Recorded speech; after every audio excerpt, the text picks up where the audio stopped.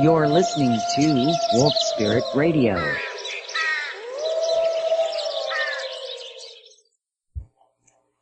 Ladies and gentlemen, children of all ages, particularly those above the age of 35, it is Friday evening. It's 7 p.m. Therefore, it's time for The Race with Time with your host, the one and only beautiful Crystal Clark, and the handsome, debonair, and dashing James C. Horak.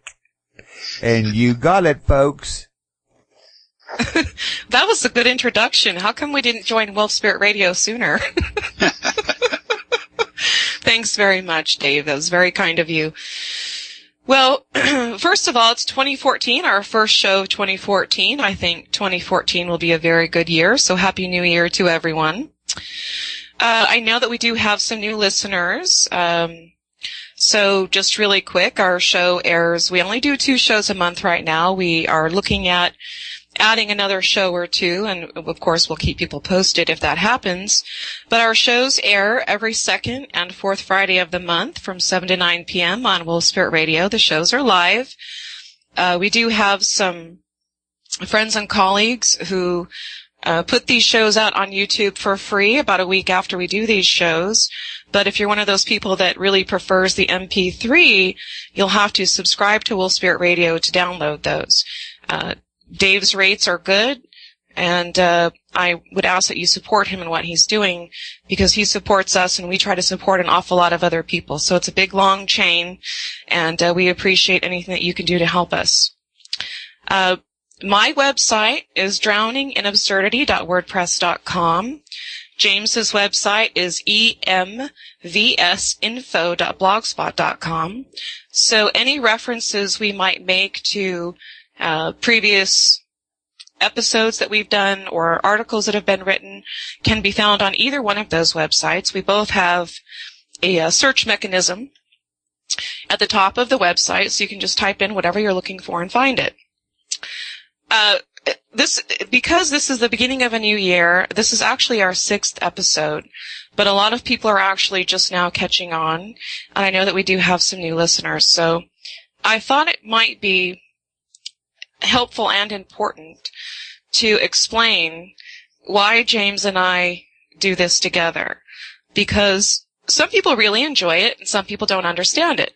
It seems like kind of a strange team, and in a sense, I guess it kind of is, but not really. So I'm the one who contacted James. I think it was 2011. Does that sound right, James? Yes. It's been a couple of years.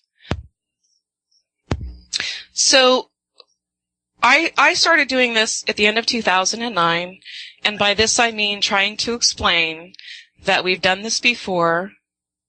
This is we're on the verge of another self-destruction episode, another cataclysm.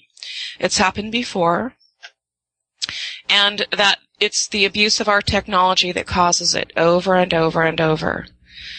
At the time, there was no one else who really understood this, and until I found James. James knew this. He understood this. Now, James will say that this is the 7th and final try. I just go with it because in my research I found references to 5 previous lineages, and then I came across Jerry Wills and his wife Kathy from Expeditions TV, and they did an expedition to Peru where there were these large stones. There were 6 of them, and they fit very tightly together. And it was his understanding that each one of these stones were meant to represent a previous lineage. So James says it's the 7th.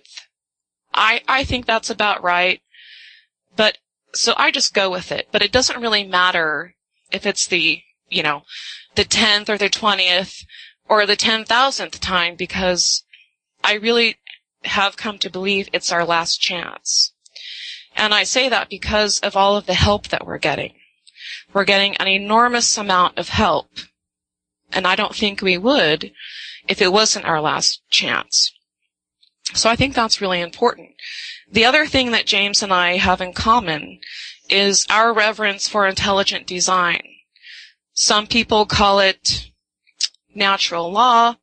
Some people call it creational design. I refer to it as the sacred science. Doesn't really matter what we call it. What matters is that we understand it as individuals.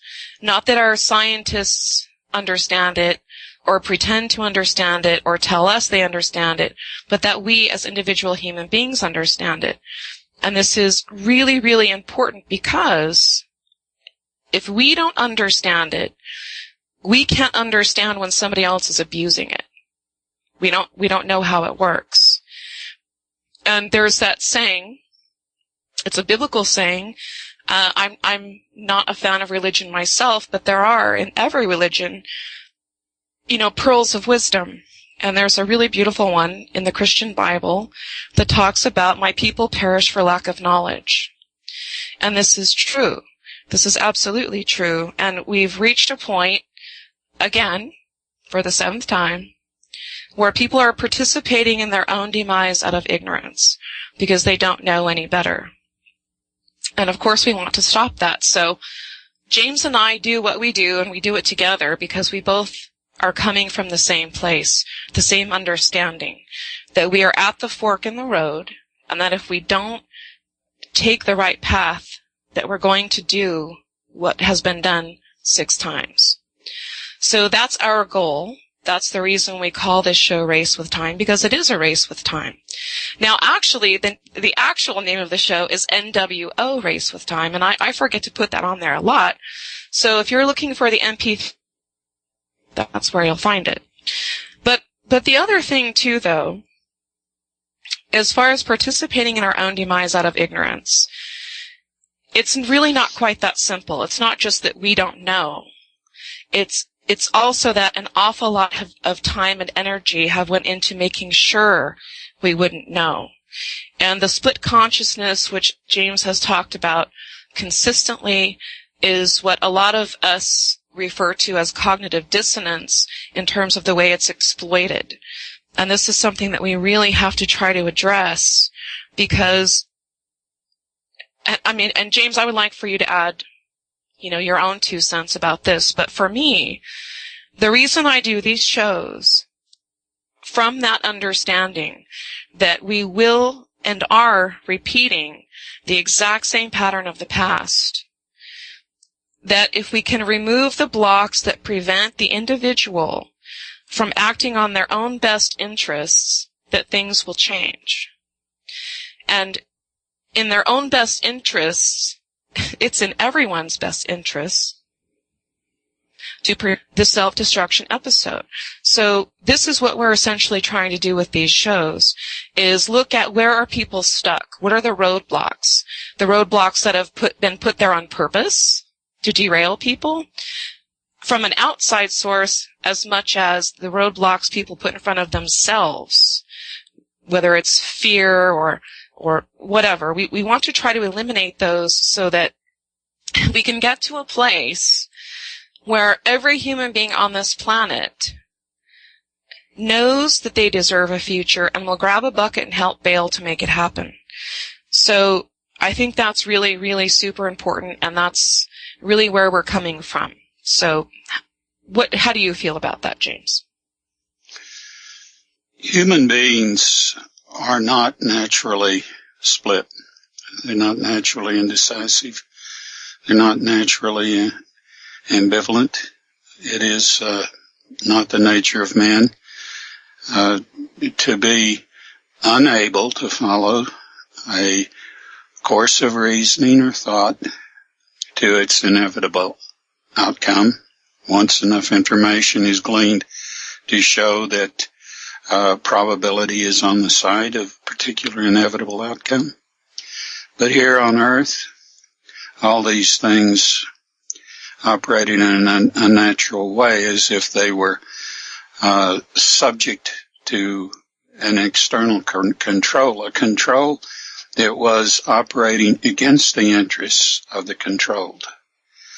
We talk about mind control, we talk about opinion forming. The media a long time ago incorporated opinion forming into its agenda, and ad campaigns became instrumented by the intention to form people's opinions for them over products they wanted to sell, and eventually it became over candidates in political campaigns, and now it is in the reality going on around you to make perceptions of that reality serve a particular agenda, and always against the interests of the individuals that are targeted.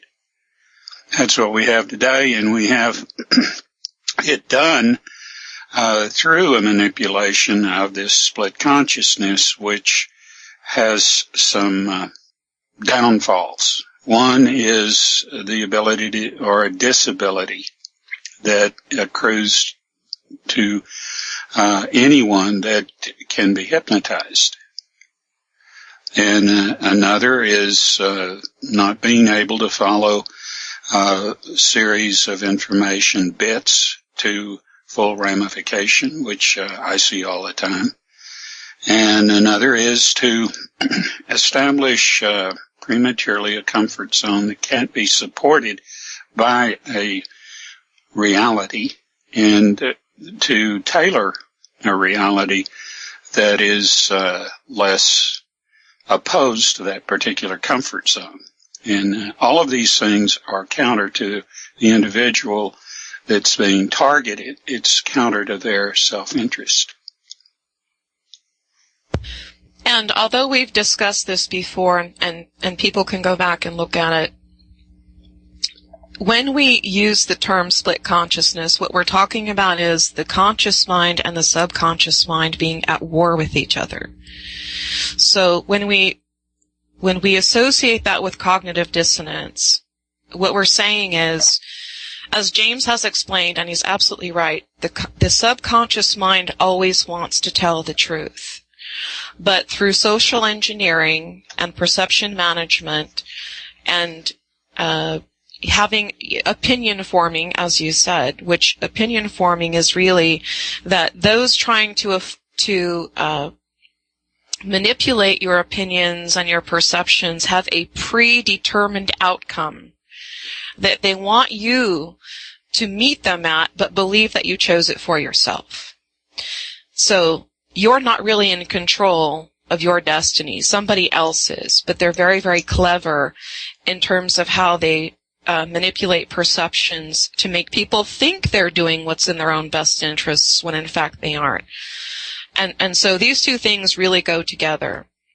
So when we talk about cognitive dissonance, what you'll often find is you'll find people saying, well, yes, this is a good idea, we should do this. But in reality, that's not how they would react. That is absolutely not how they would react. And an example of this is, and the New Age movement exploits this in ways I really don't think people get.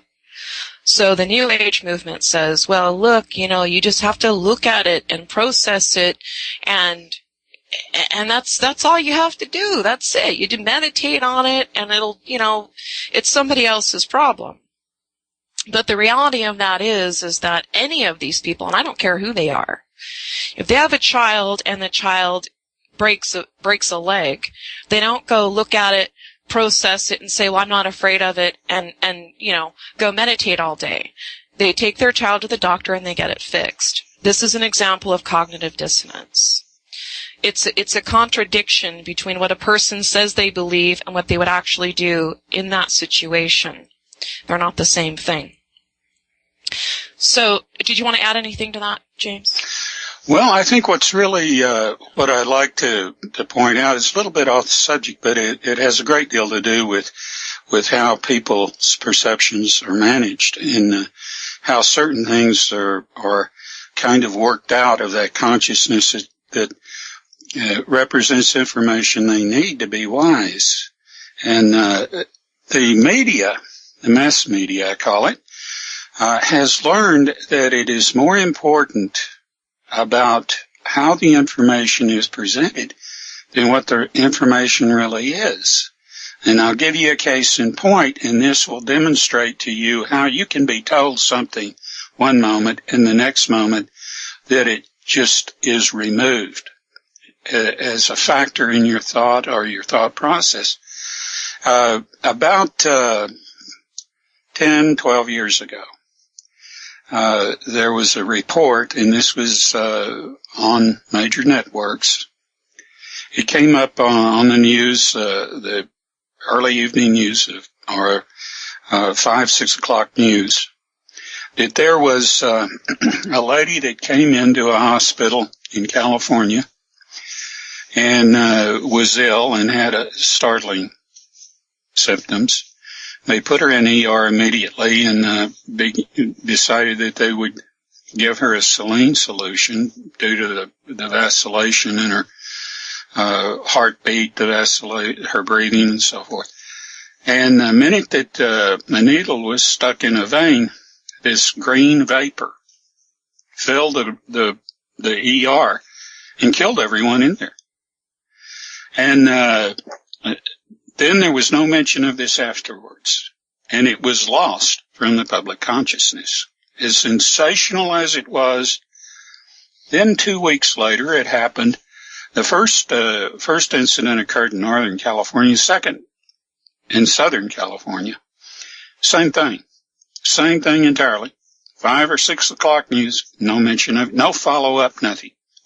And I've talked to people over the years, and I've said, do you remember this? Do you recall it? No, they didn't recall it. You can take a sensational story. I've noticed this in local papers and local TV networks.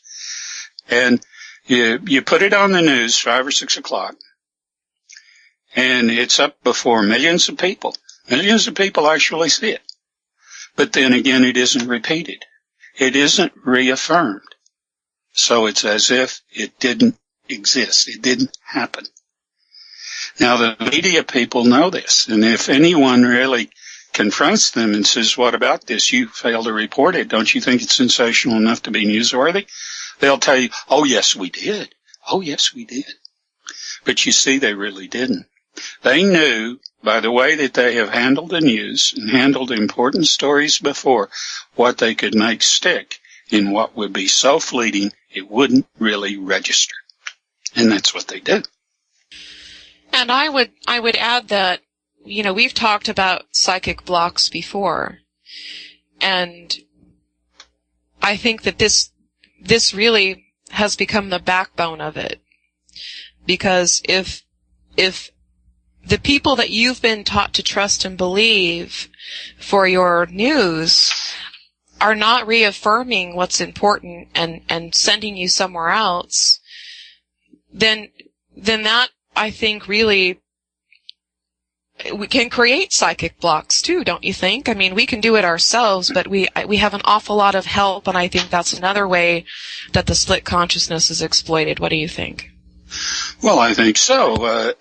We know by every time that any issue arises locally that we know that business or the law enforcement or the political scene would find sensitive that it's handled.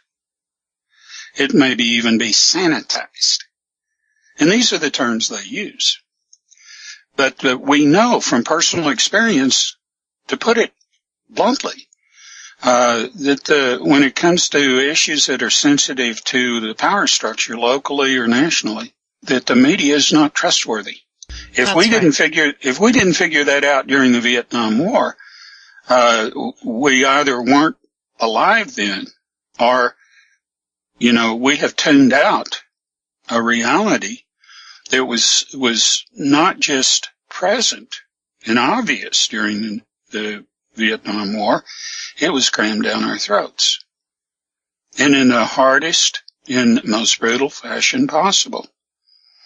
And recently, a book has been published which shows us just how the Gestapo tactics of J. Edgar Hoover were played at the time of the Vietnam War, and how there was actually a war being waged on dissent in this country even greater than today. It's bad enough today, but there were people that were being assassinated, and there are people being assassinated today. Not just in foreign countries, but here in the United States. And they're being assassinated because not only do they practice dissent, but they do it very well. They're compelling. So if you make too much of a splash, you go on a list. I imagine that Crystal and I are on more than one. But yeah, well, I would be disappointed if I wasn't. And but there are people that are assassinated. We've had a number of them that I can point to. And a number of suspicious deaths that I would say that are suspicious. But we have a society that has opposed change to the point where necessary change has been overlooked and suppressed, oppressed, repressed, every way imaginable. And we've come to loggerheads with our future. And the people who are standing in our way have become desperate. And they have performed one outrageous, atrocious false flag operation after another. And, there are people that want to argue with you about this. But in each and every case I've found, either they were very suspicious in their actions or they were just totally ignorant. But I don't think anybody today that cares about the future of their children or of children, period, would argue with me that we are at a point in history where things have to change for the better or we won't be around much longer. Yes, that's very true. And as far as going after dissenters, I think this is another way that the split consciousness becomes what we refer to as cognitive dissonance so many times, because this is the peer pressure. You're not supposed to stand out. If you don't say what everybody else says, like Kevin Blanche, they'll be calling you a radical. That's exactly right. That's exactly right. If you're not going to go with the flow, there's something wrong with you. And the problem is, and why I believe that this exploits split consciousness so terribly, is that the subconscious mind always wants to tell the truth and knows what it is. And when you live in a world where everything is socially engineered to keep you from recognizing it or punishing you if you do, well, that says a lot. Yes, it drives that gap between the conscious mind and the subconscious further and further apart. When you take a child, 4 or 5 years old, and a mother, the paper boy comes to collect, and the mother doesn't want to deal with it, she'll tell Joey, well, tell him I'm not here. Or the little boy, notices a sword on his Aunt Matilda's nose or chin, and Mama says, well, whatever you do, don't stare at that, and definitely don't ask how you got it, she got it, or any of this. Well, this is teaching that child to dissemble. This is not healthy, and we make part of the socializing process one of wearing a mask, kind of like a Moliere play, where people wear a mask and they become more of the mask than they do themselves. And this is what we have. Fashion is one of the destroyers of personality.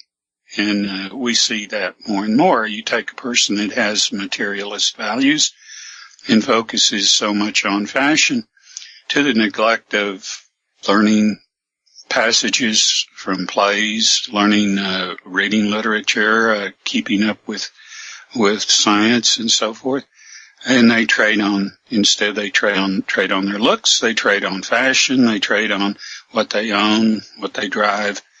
And we have a nation of people who are relegated to that because the public education system goes right along with actually denying the value of anything other than that. Today, it was a lot like that when I was a boy, but it's more so today. And instead, kids are siphoned off into the realm of video games and music that has no social redeeming value. It's not like the music of the 60s that had social import.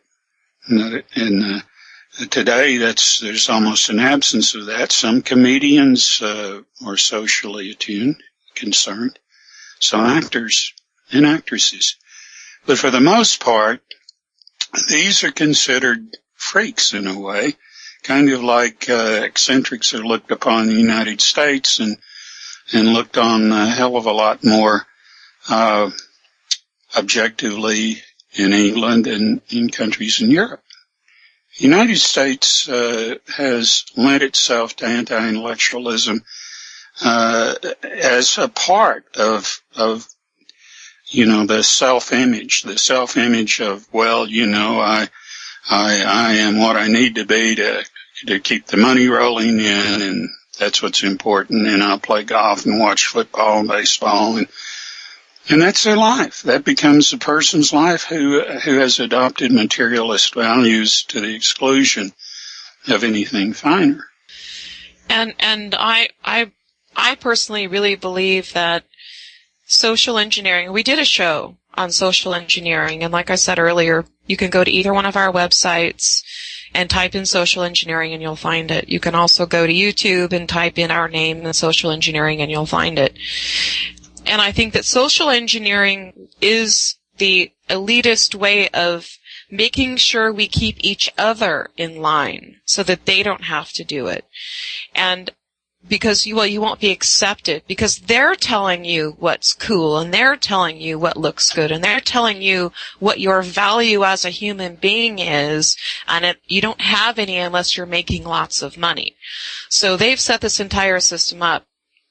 And to go back to what you were saying earlier, I remember when my son was about 3. He's a sophomore in high school now, so this was a long time ago. When he was 3, he came to me and my husband and he said, I wonder who broke the VCR.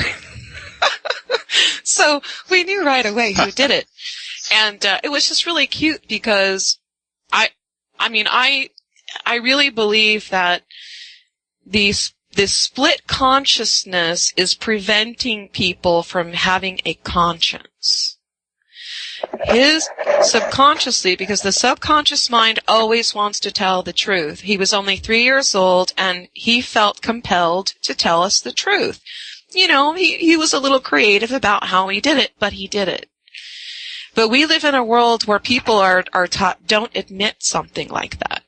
And so it just drives the conscious mind farther and farther away from the subconscious mind in all of this social engineering. And I think that peer pressure is the worst because the truth doesn't matter if the world is going to reject you for it. So I think a lot of people who make headway aren't afraid to be alone because the right thing matters more. The right thing matters more than being accepted by a club, especially when you can see that the club is ready to, run off a cliff. And we've all heard that saying when we were kids, right? Well, if everybody else ran off a cliff, would you do it too? We say, oh no, that's silly. But the reality is that that's exactly what's happening.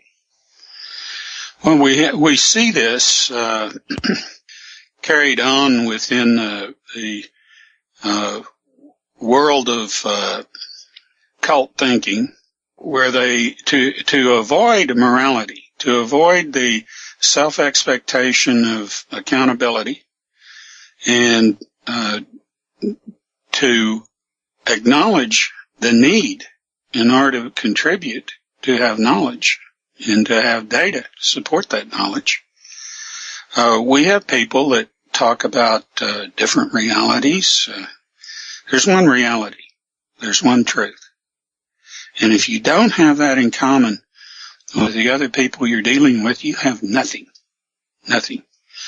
Then we have people that'll say, well, there's evil and good, and they balance each other out. You can't have one without. That is the dumbest thing I've ever heard in my life. Yes, I agree wholeheartedly. This avoids personal accountability. You have people today that are trying to tell people misinformation, not because they have any reason to other than to just be contrary. They've heard this maybe from a disinformant, and somebody says, James, I'm sorry to interrupt you, but James, you're cutting out really bad. Are you, is it your headphones maybe, or? No, I don't think so. I don't know any reason why I should be. That's a little bit better, so. Okay, go ahead. I'm sorry. Here, sweetie. Okay. Am I cutting out, Okay, Dave? go ahead. No, you're not cutting out here. All right. But personal accountability is very important. It is the tool that we use for self-examination, introspection, the things that allow us to grow and be better than we were from one day to the next. And without that, it's just like society. Society needs that collectively. We need that individually. We need to be able to look at the people that are running our lives and view them with the power of our own expectation of what they should uphold, what they should honor, what they should live up to. And not enough of that is being done because we're not doing it to ourselves.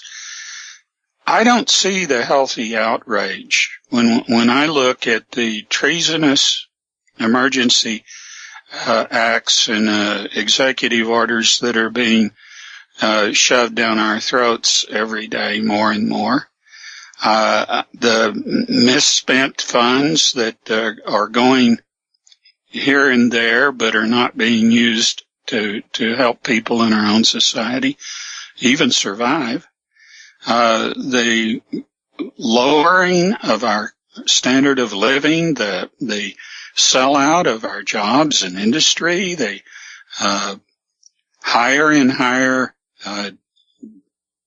debit that we're placing on our children in terms of disproportionate production with our buying at home and abroad. We are watching everything that we ever worked for, everything that this country was founded on, going to the dump.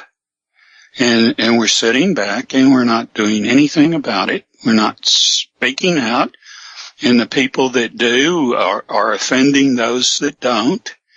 And, right now we're being poisoned. We're being poisoned from several different directions. And we're having Mother Nature fooled with by people that are operating with our money. We have a private army being constructed by a White House that fears its own people because it has a reason to. It is treasonous. So what do we have? Right now we have chaos and havoc and don't know it. We have a lawlessness that's perpetrated by our very own courts. We don't have constitutional scholars in the Supreme Court.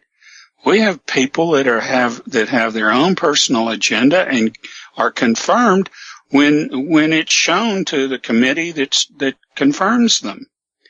So we're getting what we're allowing. Government is like a child. It'll be only as good as you make it be. And it'll be as bad as you allow it to be. And this is what we're trying to cut through, I think, James, is getting people to understand their personal responsibility in what's happening. And when cognitive dissonance is exploited, it's so hard to do that. Because there's what the individual on one level knows is the right thing to do. But society, which has been set up by the social engineers and the elite, is constantly reminding them that they're going to be punished if they have a view that's different from the one that they're espousing. And so you have a lot of people in fear, and I think that in a sense, like you were talking about, the masks, and this is very true, even our own lives, we wear masks. We take one off and we put another one on.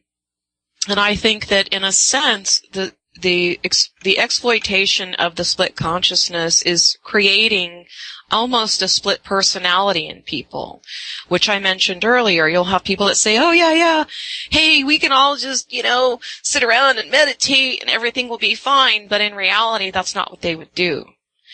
But they aren't really going to make that connection until they have to deal with reality.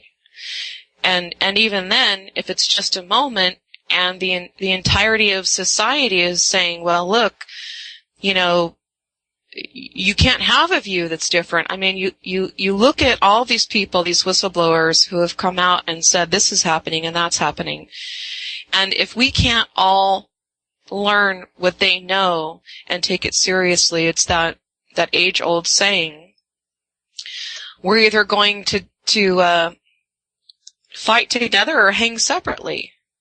And that's what's happening, and that's what happened with the suicides you referred to. Breitbart was murdered, Schwartz was murdered, the woman who authorized Barack Obama's Hawaiian birth certificate was recently murdered. There was another fellow who was murdered. It was the car crash that some people thought was a drone, and I can never remember his name. Do you remember who I'm talking about? He had a Mercedes that he supposedly ran into a pole, and he was terrified that he was that he was going to be killed. Do you remember who I'm talking? Investigative journalist. Yes, I just don't recall his name. I'm very poor on names. I don't either. But yeah, I am too. It's one of course. We have people awakening.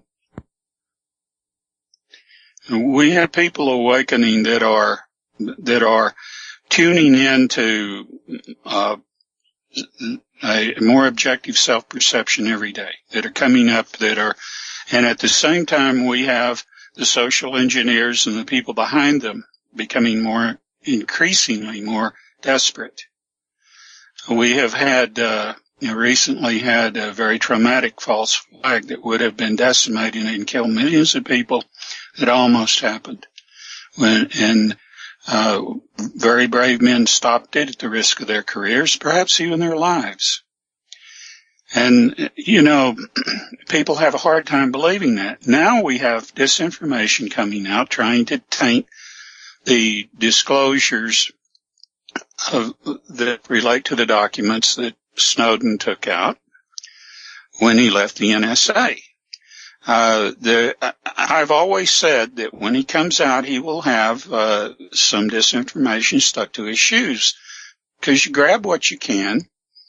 You know that all of it will have some meaning, but you have to put it in the light of truth, because disinformation is inherent in everything the government does at all levels of its agencies.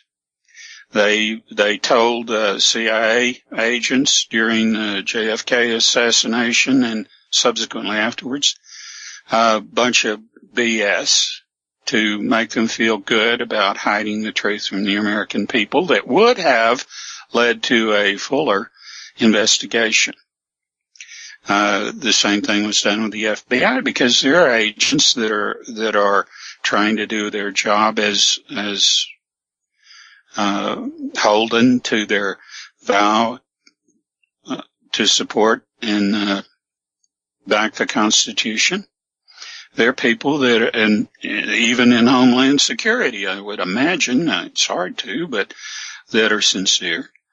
In FEMA, and that's even harder to believe. But there are. And to these people, I know that they're having a very hard time struggling, trying to do the right thing and trying to find a way to do the right thing and survive. But we live in a period where if things don't change, we won't have much to look forward to in the near future. That's right. If people don't do what they know they should do, they won't survive it. They won't survive it. And that's really important. And all the way through all of this, always, we have to remember that the misuse of technology is behind the self-destruction episodes that we've experienced so many times before. That's the real kicker.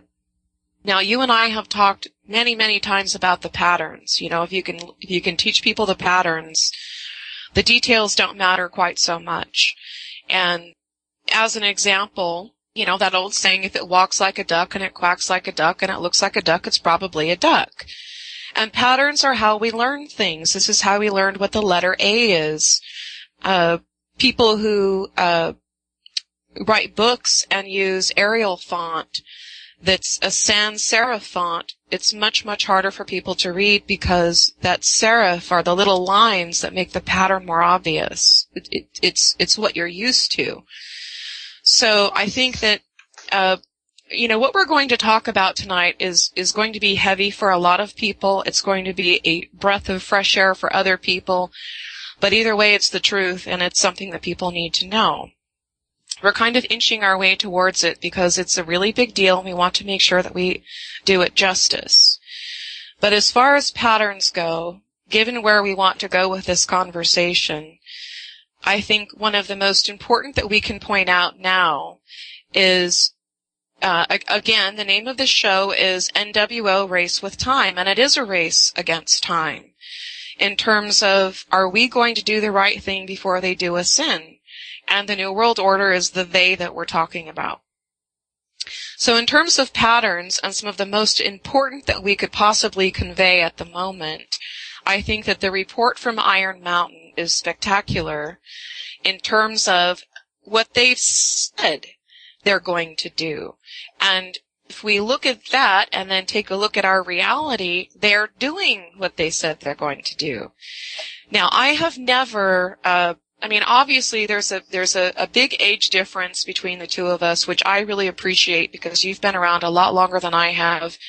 And I appreciate your wisdom in that regard. I never got the chance to read the report from Iron Mountain, the original report that first came out. I've tried to look for YouTube videos. I think the most popular one that's out there has so much Christian end times dogma in it that I don't even know that it's helpful anymore. So if you wouldn't mind, James, I would like for you to explain, because you're very familiar with this report. You met some people, in your own life who were involved with this. I would like for you to explain what's in it. And especially, and I encourage everybody to remember in everything we say, the misuse of technology is what causes our demise. So I would like for people to keep that in mind and maybe even make a little checklist as we go through what was in that report, because it's unfolding before our eyes. Well, I think so if you wouldn't mind, can you tell us? Let me give a little background first. Report from Iron Mountain. It's about 120 pages. It was commissioned by JFK as a think tank study to try to determine how world peace might affect the institutions, not just the military, but the industrial military complex. What would be if there were to be a transition, what it would entail.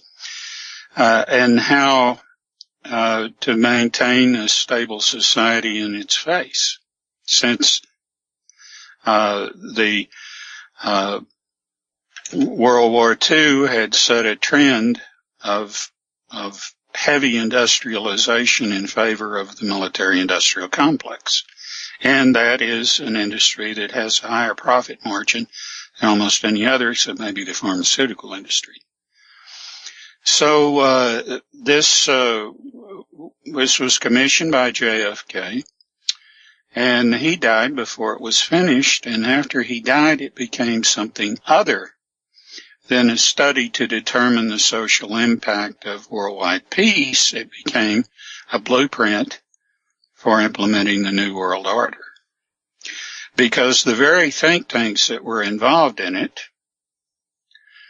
Rand, Westinghouse, and CFR, were all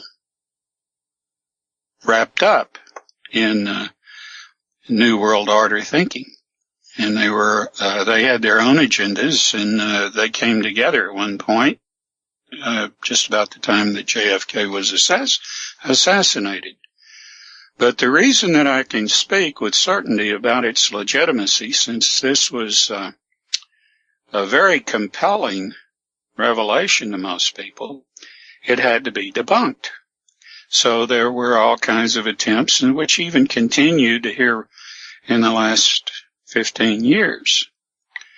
Where I know it's valid is that when I was going to Michigan State University, the biggest CIA school in the country, we were on the quarter system, and every time we went to register for classes, there was always a table set up for CIA recruiting.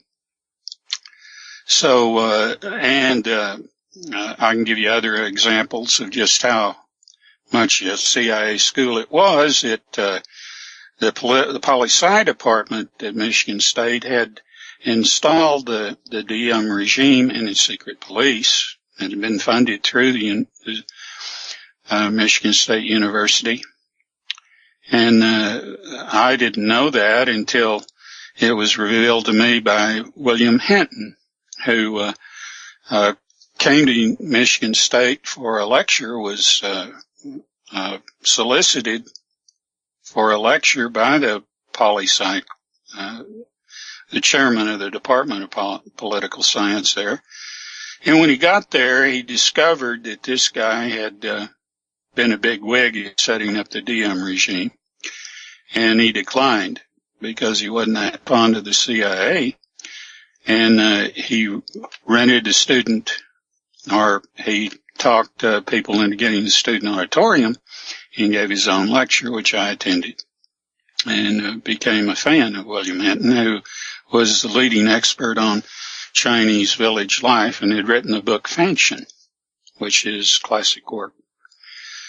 But be that as it may, I attended, after some experiences like that, I started auditing graduate level poli-sci courses there out of curiosity more than anything else. And several, they taught a report from Iron Mountain, and it was on sale in the bookstores in a little pamphlet, softback pamphlet.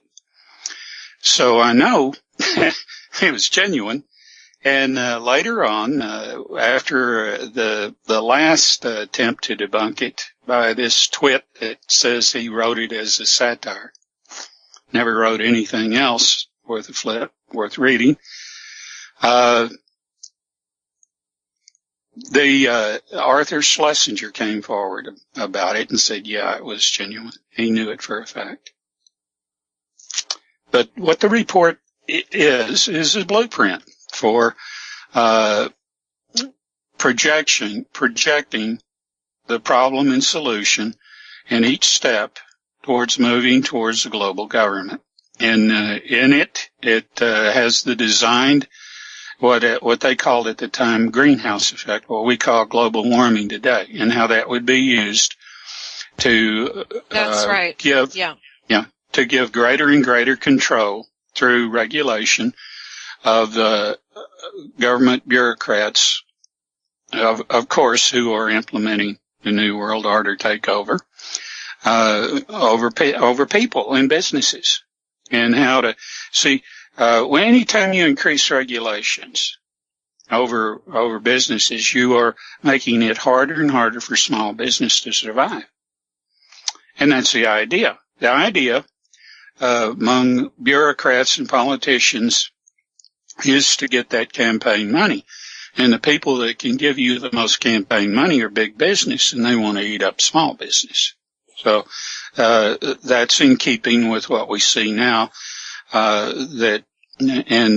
subject that Crystal did a wonderful job on, Trans-Pacific Partnership. Well, that's what it's all about. We're looking at corporate fascism. We're looking at the tools that corporate fascism has been using since the late 50s to absolutely deindustrialize the industrial nations, take them over, reduce most of the citizens to debt slavery, bring in a welfare state, and then start depopulation. Well, the report goes on to mention the 3 steps in implementing the New World Order. One of them, in the original version, consists of the hostility thesis. And, of course, it's not as refined as it has become in the last 20 years. But it was envisioned at the time. And you have the Iron Mountain idea is that they would have these underground cities or underground bunkers for the rich so that they could be protected no matter what went on that wasn't protected, what happened to the rest of the population. Depopulation was spoken of very, very cautiously in the report from Iron Mountain. It was broached a lot more firmly in the periodicals of the CFR, which was Foreign Affairs, at that time. And if you can get any of those old back issues, there were always 2 or 3 writers who had an article in it which was eugenic and concerned with manipulating people in rather bizarre ways and depopulation. But again, most who was going to read CFR in those days? Certainly wasn't something even that editors of newspapers and people that were writing articles in the magazines, the leading magazines of the day, would read. I can remember reading many, many articles in the New York Times, in the Nation magazine, and in some of the alternative anti-war magazines of the day, which were all put out of business, like Ramparts, like Minority of One, like Liberation, and never any mention of what was going on with the CFR, Council on Foreign Relations. But they were, in ways, they weren't so guarded because they didn't think anybody's looking over their shoulders. Oh, well, we're a think tank. We serve the government. We serve big business. And we're the smart things people. Done. That's right. Yeah, we're the smart people that have all the answers. They were the saviors. Yeah. Mm-hmm. And they were unfortunately, insidious. they sold us down the river. But what Iron Mountain were these complexes that they were going to build, and they completed 3 or 4 of them. One of them close to where I live, and some of them have 30, 35, 40 levels, and they're today those that are in use are generally used for black ops laboratories, and the one at Dulce is used in conjunction between covert black ops and this EB connection that is going on there. But these are all installations built with billions and billions of dollars, that they're built with money for purposes against your interest. But what we're ultimately leading up to is the phony, baloney, hostile ET agenda and how people need to get out of it. That's really what we're leading up to, and it's just really important. Okay, so I spilled the beans. We've not shared with anyone what we were going to talk about tonight for obvious reasons, but it's really time to talk about it, and I can't speak for James, but I personally have been waiting to do this for a very long time. We tried, actually, earlier this year with another host on another show. We dropped some hints. The show went great. Some of the callers were great, but the next time we had an interlude with that particular host, things went south really fast. So, now that we have our own show, we don't have to worry about that, and we can get right to the point. So going back to what you know about the report from Iron Mountain, do you remember, James, the succession of how their plan was going to unfold. I think it started first with communism. Yes. Which, yeah, those were the evil bad guys, and we all had to band together and develop weapons. Always remember this. Remember this, listeners, in everything we say. The misuse of technology causes our demise.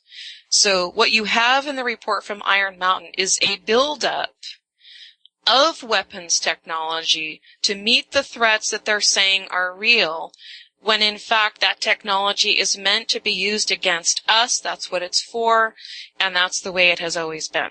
So what came after communism, James? Do you remember? Was it terrorism? Detente. Could you elaborate, please?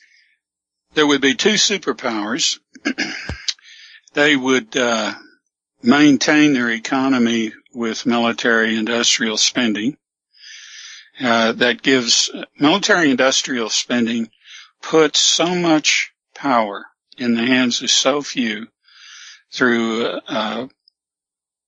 economic potlatch.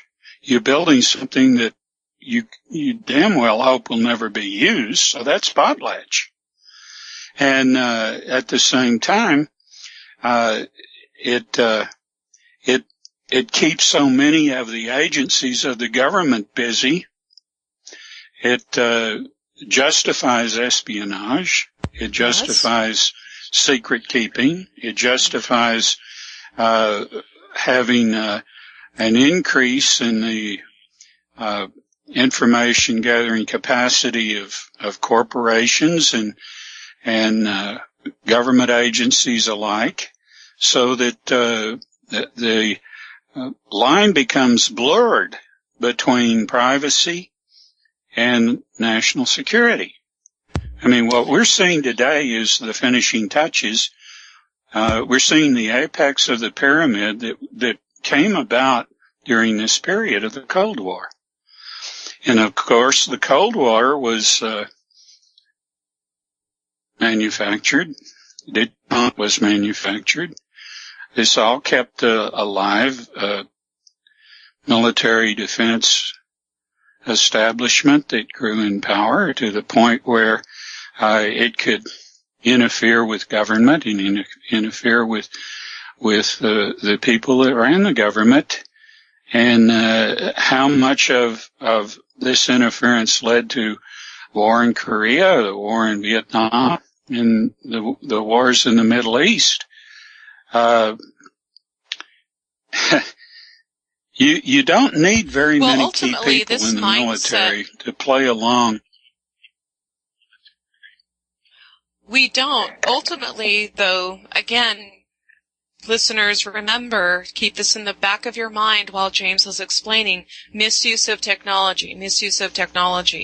So you have this report that was supposed to go one direction. It goes another direction. And pretty soon what you have is a phony justification for ever more aberrant technology. That's super important. So what came after terrorism in the report? Well, terrorism was not really refined at that point. This report was leaked in around 1966. So terrorism was a card that still hadn't been played. So people wouldn't really appreciate the social criminal aspect of these machinations as they might. Basically, it was Machiavellian, with the twist that, had accommodated the instruments of government encroachment with the military and with these, secret projects and with, the use of atomic weapons and the threat that hung over everybody's head of hydrogen bombs. So, the government had become a terrorist. And that's when people started building these bomb shelters, and idiots were telling kids how to duck under their desks and everything. This was terrorism. This was social terrorism. Yes, And duck and cover. Yeah. Yeah, and it sought to justify greater and greater spending and, more and more historical rewriting to make Stalin worse than he was, to make, to convince everyone to look the other way at what Israel was doing in the Middle East. We should give them a lot of room. We should forgive them so much because of what they went through in the Holocaust. And, one thing after another, one plug after another, for their allies in dominating the way people thought, the way people conducted their lives, how much money they made or didn't make. This was the period in which ad agencies were beginning to get involved in politics, and we were beginning to see the offshoot of this mechanism that has been referred to as the tail wagging a dog. And it all came about because of the way people were terrorized into, the government manufactured consent through manufactured terror. Yeah, basically. And of course, the real culprits in the Cold War were never caught. They were never given their justice. One fellow that spied for Israel against the United States and was an American citizen did more damage to national security in the United States than all the other spies, Soviet and otherwise, combined. And what's interesting, how these ghosts keep cropping up. There's a recent series of articles on some of these documents that Greenwald has of Snowden's. And in one of them, there is this plea for that Greenwald makes when he spoke before Israeli Congress here recently, that, this individual that did this spying against the United States for Israel should be considered like Snowden. And if Snowden is to be given amnesty, this guy should be given amnesty. And they two are not compatible. No, they aren't. That's a very interesting twist. I'm really sorry, James. This is how still having the disinformation technical issues on my end. Well, this is the I'm way not trying that to talk over you. I think there's a delay. Can you hear me now? You're cutting out for me very, very badly, like somebody trying to use a cell phone in the forest. I'm doing my best. So if I'm talking over you, it's because of the delay that's happening. I don't mean to, but please continue. Crystal, I understand. When Snowden came out with these documents, there was disinformation. It stuck to his shoes, and there are people that were all set to use this information to try to discredit him. But Snowden is a hero, and I don't have any fault with him whatsoever, no matter how he might look to some other people, where he took refuge to stay alive. And he made it clear to the American public that they have had their privacy stolen from them, ripped away from them in the most sordid and penetrating of ways. And to that, all of us owe him a debt of gratitude just for that. There's a lot more to come, however, and of course, from what I hear, Mr. Greenwald is trying to make hay with it for himself. But when he made these statements in support of Israel, it told me that he was being very selective in what he was choosing to reveal and how he was actually more interested in the disinformation than in the truth. Because his comparisons are fraudulent, and they're agenda-driven, and I'm very suspicious of him, and I would like to know who recommended Greenwald to Snowden. I'd be very suspicious of them. But one of the aspects of this is that Greenwald evidently is trying to support, by the way he's disclosing some of this disinformation, grounds for that would help install a hostile alien thesis that the New World Order has already declared that it would use as the final stage for implementing its global control. So I have various reasons for disliking the selective use of what Greenwald is disclosing and how he's disclosing it. Because I know from my own personal experience that there is no hostile ET threat. It would not be allowed, it is not allowed, and it does not exist. James, again, I did try to find some information on the report from Iron Mountain, but it was just really contaminated with all kinds of filters that made it very difficult to get through, and I don't even know if they were quoting the original version. Did the report from Iron Mountain outline the steps that they would take the way Carol Rosen has explained those steps in terms of communism, terrorism, asteroids, environment, and phony ET agenda? Were those in the report? Basically they were, but not in any order, not precise. I have the opinion that when Carol Rosen was told this by Werner von Braun, that this was long after the report from Iron Mountain had been published. And I know that when LBJ saw it, he denounced it, didn't want to have anything to do with it. That's the only good thing I can say about him.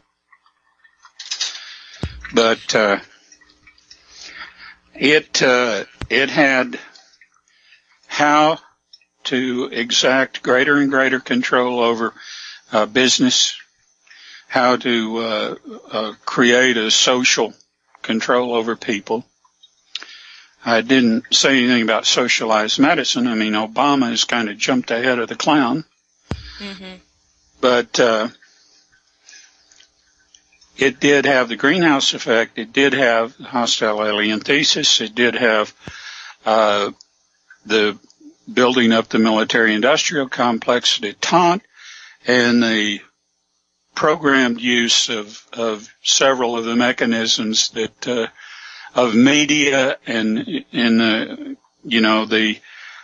many of the courses that events have taken, like the deregulation of banks, the bailouts and so forth, which have all made things much, much worse for the common man, for the working class. All of these probably might have been discussed, but they wouldn't have been put in print at that time anyway. Because unions were still strong then. So in your view, do you think that what von Braun shared with Carol Rosen was a refined version, the new and improved report from Iron Mountain? Yeah. And that he is an insider who had a conscience and a moral core of some type, just could not live with, or die without telling someone exactly what he knew they were up to? I think so. That's my impression of him. So people have referred to him as a Nazi. He was a scientist, aeronautical genius. I don't think that he was a card-carrying Nazi, like Bormann or some of the others that he knew. But he did develop the V-2 rocket, and he did have some interesting documents that he brought with him from Germany.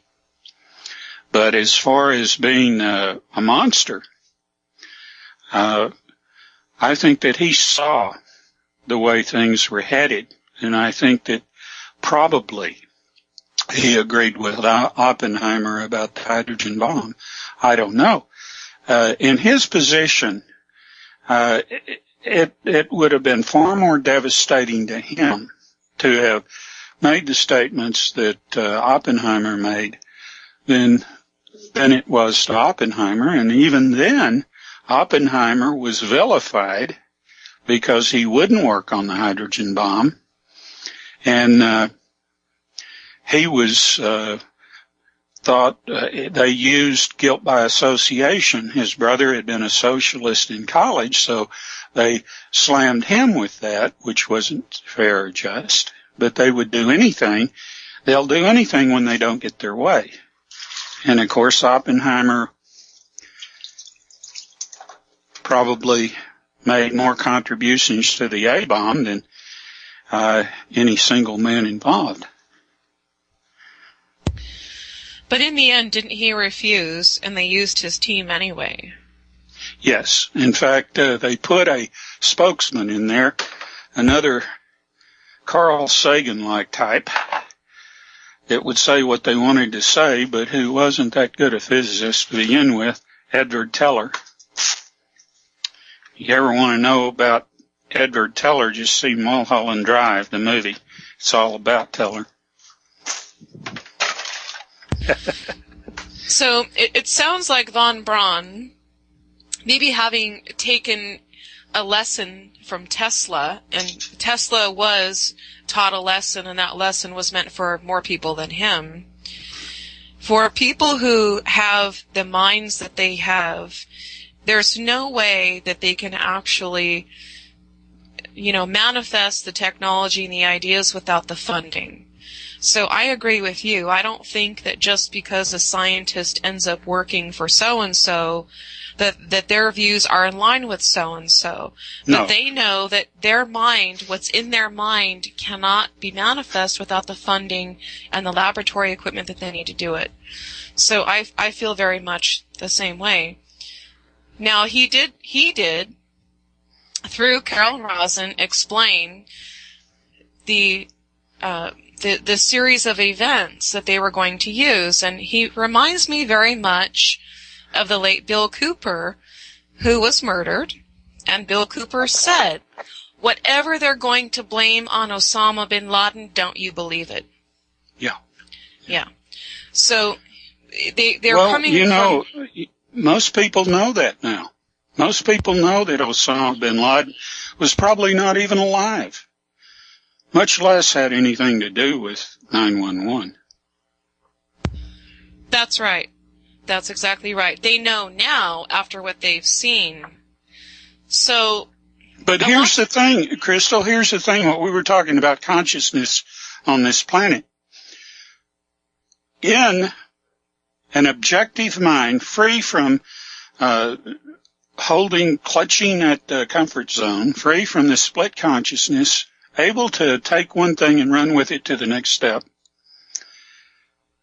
that alone, seeing the inconsistencies, the lies, misrepresentations, all the fraudulent practices that came about and were demonstrated over and over again, in which people today, experts, have pointed out to abundantly over 911, and the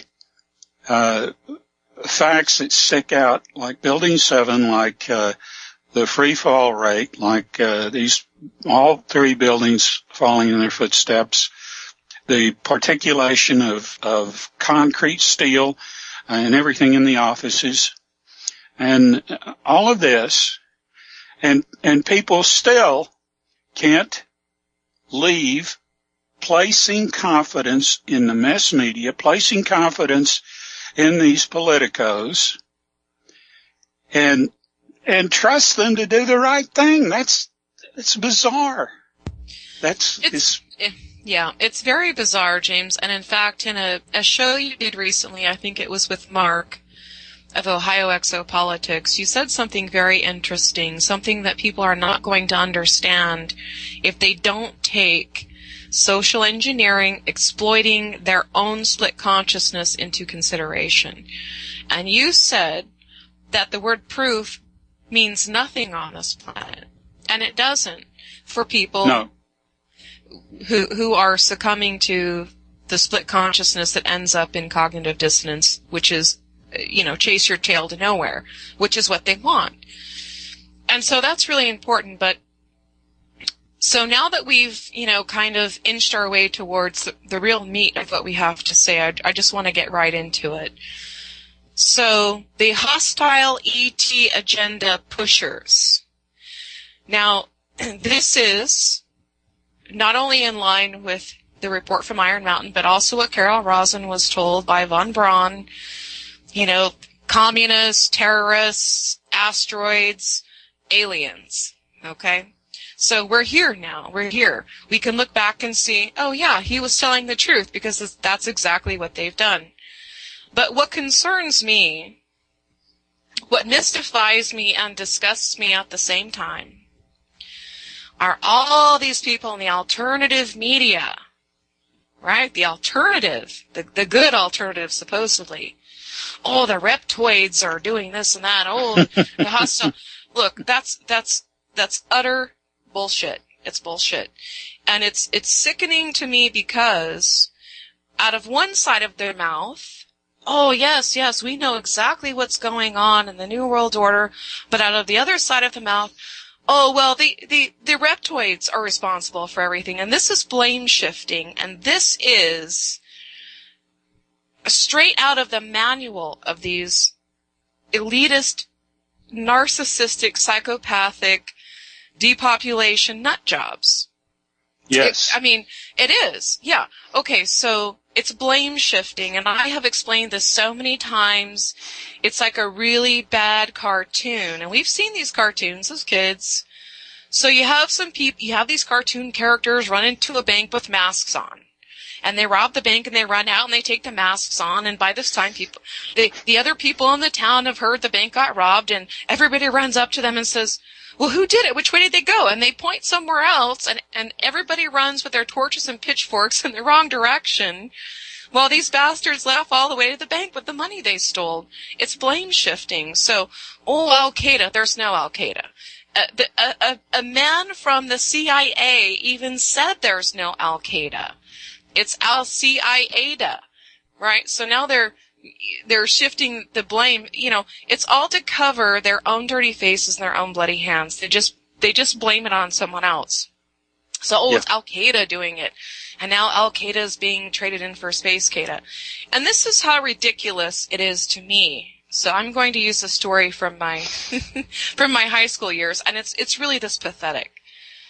I remember being in class when I was a senior in high school, and we had a substitute teacher, and there was this kid in front of me who was shooting staples at the substitute teacher at the back of her head when she was writing on the chalkboard. And when she realized what was going on, she turned around and she said, "Who's doing that?" And the person in front of me, and I swear to God, pointed at the kid next to him and said, "He did it, I saw him." And that kid got in trouble for it.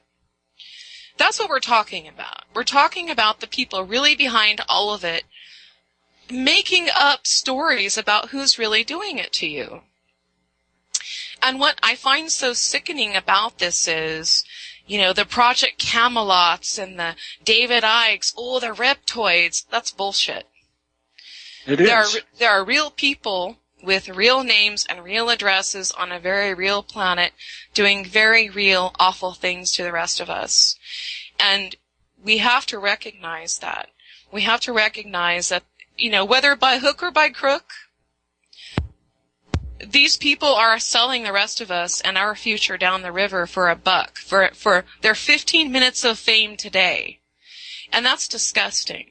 It's stupid, childish, selfish, disgusting, and really horrifying in the end, right? That we would have people, sell us out for a buck. So there was a... I used to wonder, and I had decided that all that it would take for the sleeping giant of people to wake up would be to go to 2 days without eating, knowing that there's no reason in this country of plenty, and we used to feed half the world from produce in the United States. We fed Russia even. That all of a sudden the breadbasket of the world can't produce enough food and put it on the store shelves to feed our own people. They'll know then that there's only one reason for this, and it's a man-made famine. They'll know that. And, you know, they're a little bit out of the ballpark when it comes to the economy. They have no idea what a trade deficit is or a protective tariff. These are words and phrases that haven't been used in a generation, because this plan, this conspiracy to bring this country down has been going on 25 years. Full stop. Go to any city, go through industrial areas that used to flourish. Look where the jobs are. Watch the long lines at the unemployment offices.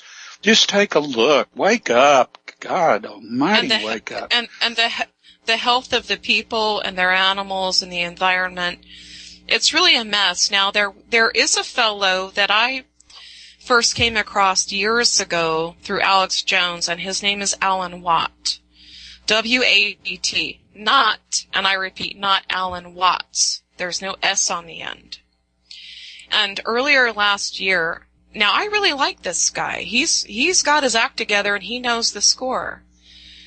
Last year, at the beginning of last year, I found a video of him on YouTube. It was like a 25-minute video, not long, just him talking to the camera, where he said that he knows for a fact that the alternative media has been bought. And he knows because he was offered the same deal. And the deal was, as long as you include the hostile ET thesis in your work, we will guarantee you book deals and lecture tours and money and fame. He said no. Now, I tried twice over the holiday the holiday period to get in touch with him, to get him on this show to tell this story. I was unsuccessful, but it doesn't matter, because you have someone who is on the inside saying, this is what's happening. And this blows my mind, because I don't get how people like that, how people like Carrie Cassidy, how people like David Icke, how all the others can't pay attention long enough to understand that we are standing on the edge of oblivion, but still think that, hey, I'm going to make an extra buck if I sell this bullshit, and do it. I don't get it. I just don't get it, because they don't get it, and I can't understand why they don't get it. We're at a point where you don't have time to worry about, oh, my next re-election, or who, my neighbors are going to think I'm so smart if I'm driving a Mercedes. Your planet is dying. Your animals are dying. Your food sources are dying. Your plants are dying. Everything is dying. And all you can think about is self-gratification. My 15, I'm so disgusted by it. I can't even stand it. It's disgusting. So, to make the point in a way that people can get, and so we won't have whiners out there saying, oh, well, this is just infighting in the alternative media. This is the fight of your lives. If you don't get that, I can't help you. James can't help you. And in turn, you're not going to help us. You're not going to grab a bucket and help bail. You're not going to save your own race from extinction because you want a Mercedes. Okay. Got it. Aside from Alan Watts, in the latest, and what he, go ahead. In the latest development about this hostile ET thesis, they're trying to make a case for tall white, or Aryan, or blondes, or whatever they want to call them. They call them different things. They are known as blondes. Them working with the powers that be to bring about all these horrible things, and that's a lie. That is absolute lie. This is the blondes' home. They would have nothing to do with the trends that are leading to these nuclear reactors they despise. They would have nothing to do with the famine, the disease, all the everything, the Fukushima, the Gulf of Mexico disaster. These are all things that concern them greatly. And they would have nothing to do with making this earth into what it is becoming. Nothing. And they would not work with the monsters. That's right. And you know what? Period. Yeah. And that's really important, because as you've said, and as I've tried to explain myself, the misuse of our technology is what destroys us. And people just can't get that there's no savior that's going to march in here on a white horse and save us all when we don't care enough to save ourselves. And I don't blame them, because I wouldn't do it either. So I get it. I totally get it. My dear, I love your passion. So let's talk, I love your passion.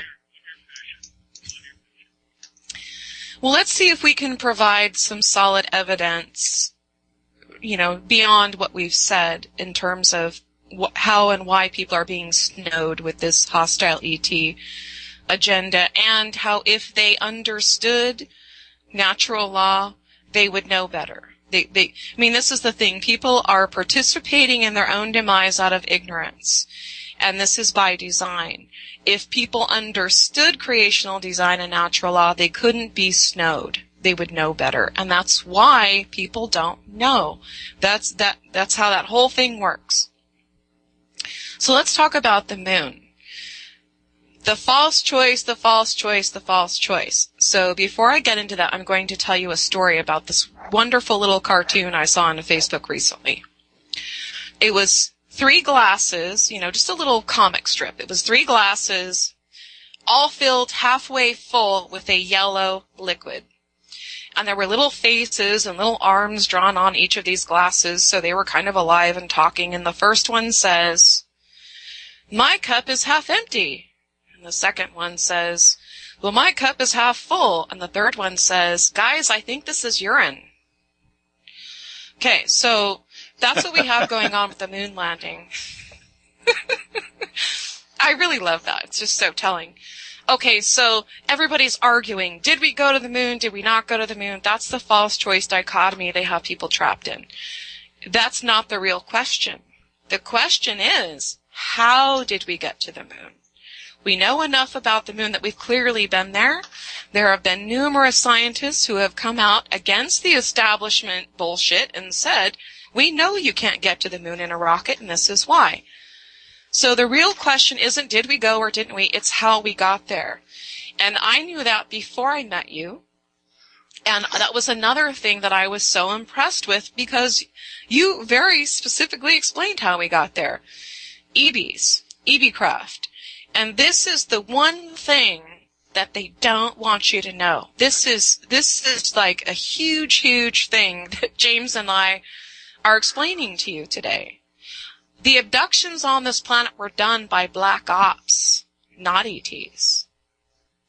So would you mind giving people who are not familiar with you or any of the other shows we've done a refresher course on the difference between an EB and an ET? The Air Force knew as early as 1972 that there were distinct differences between ETs and EBs. An ET is an extraterrestrial sentient being. An EB is an extra biological entity. In other words, created, put together. They're chunks of meat sewn together with a computer terminal. That's why they don't make any attempt to recover each other whenever they crash, or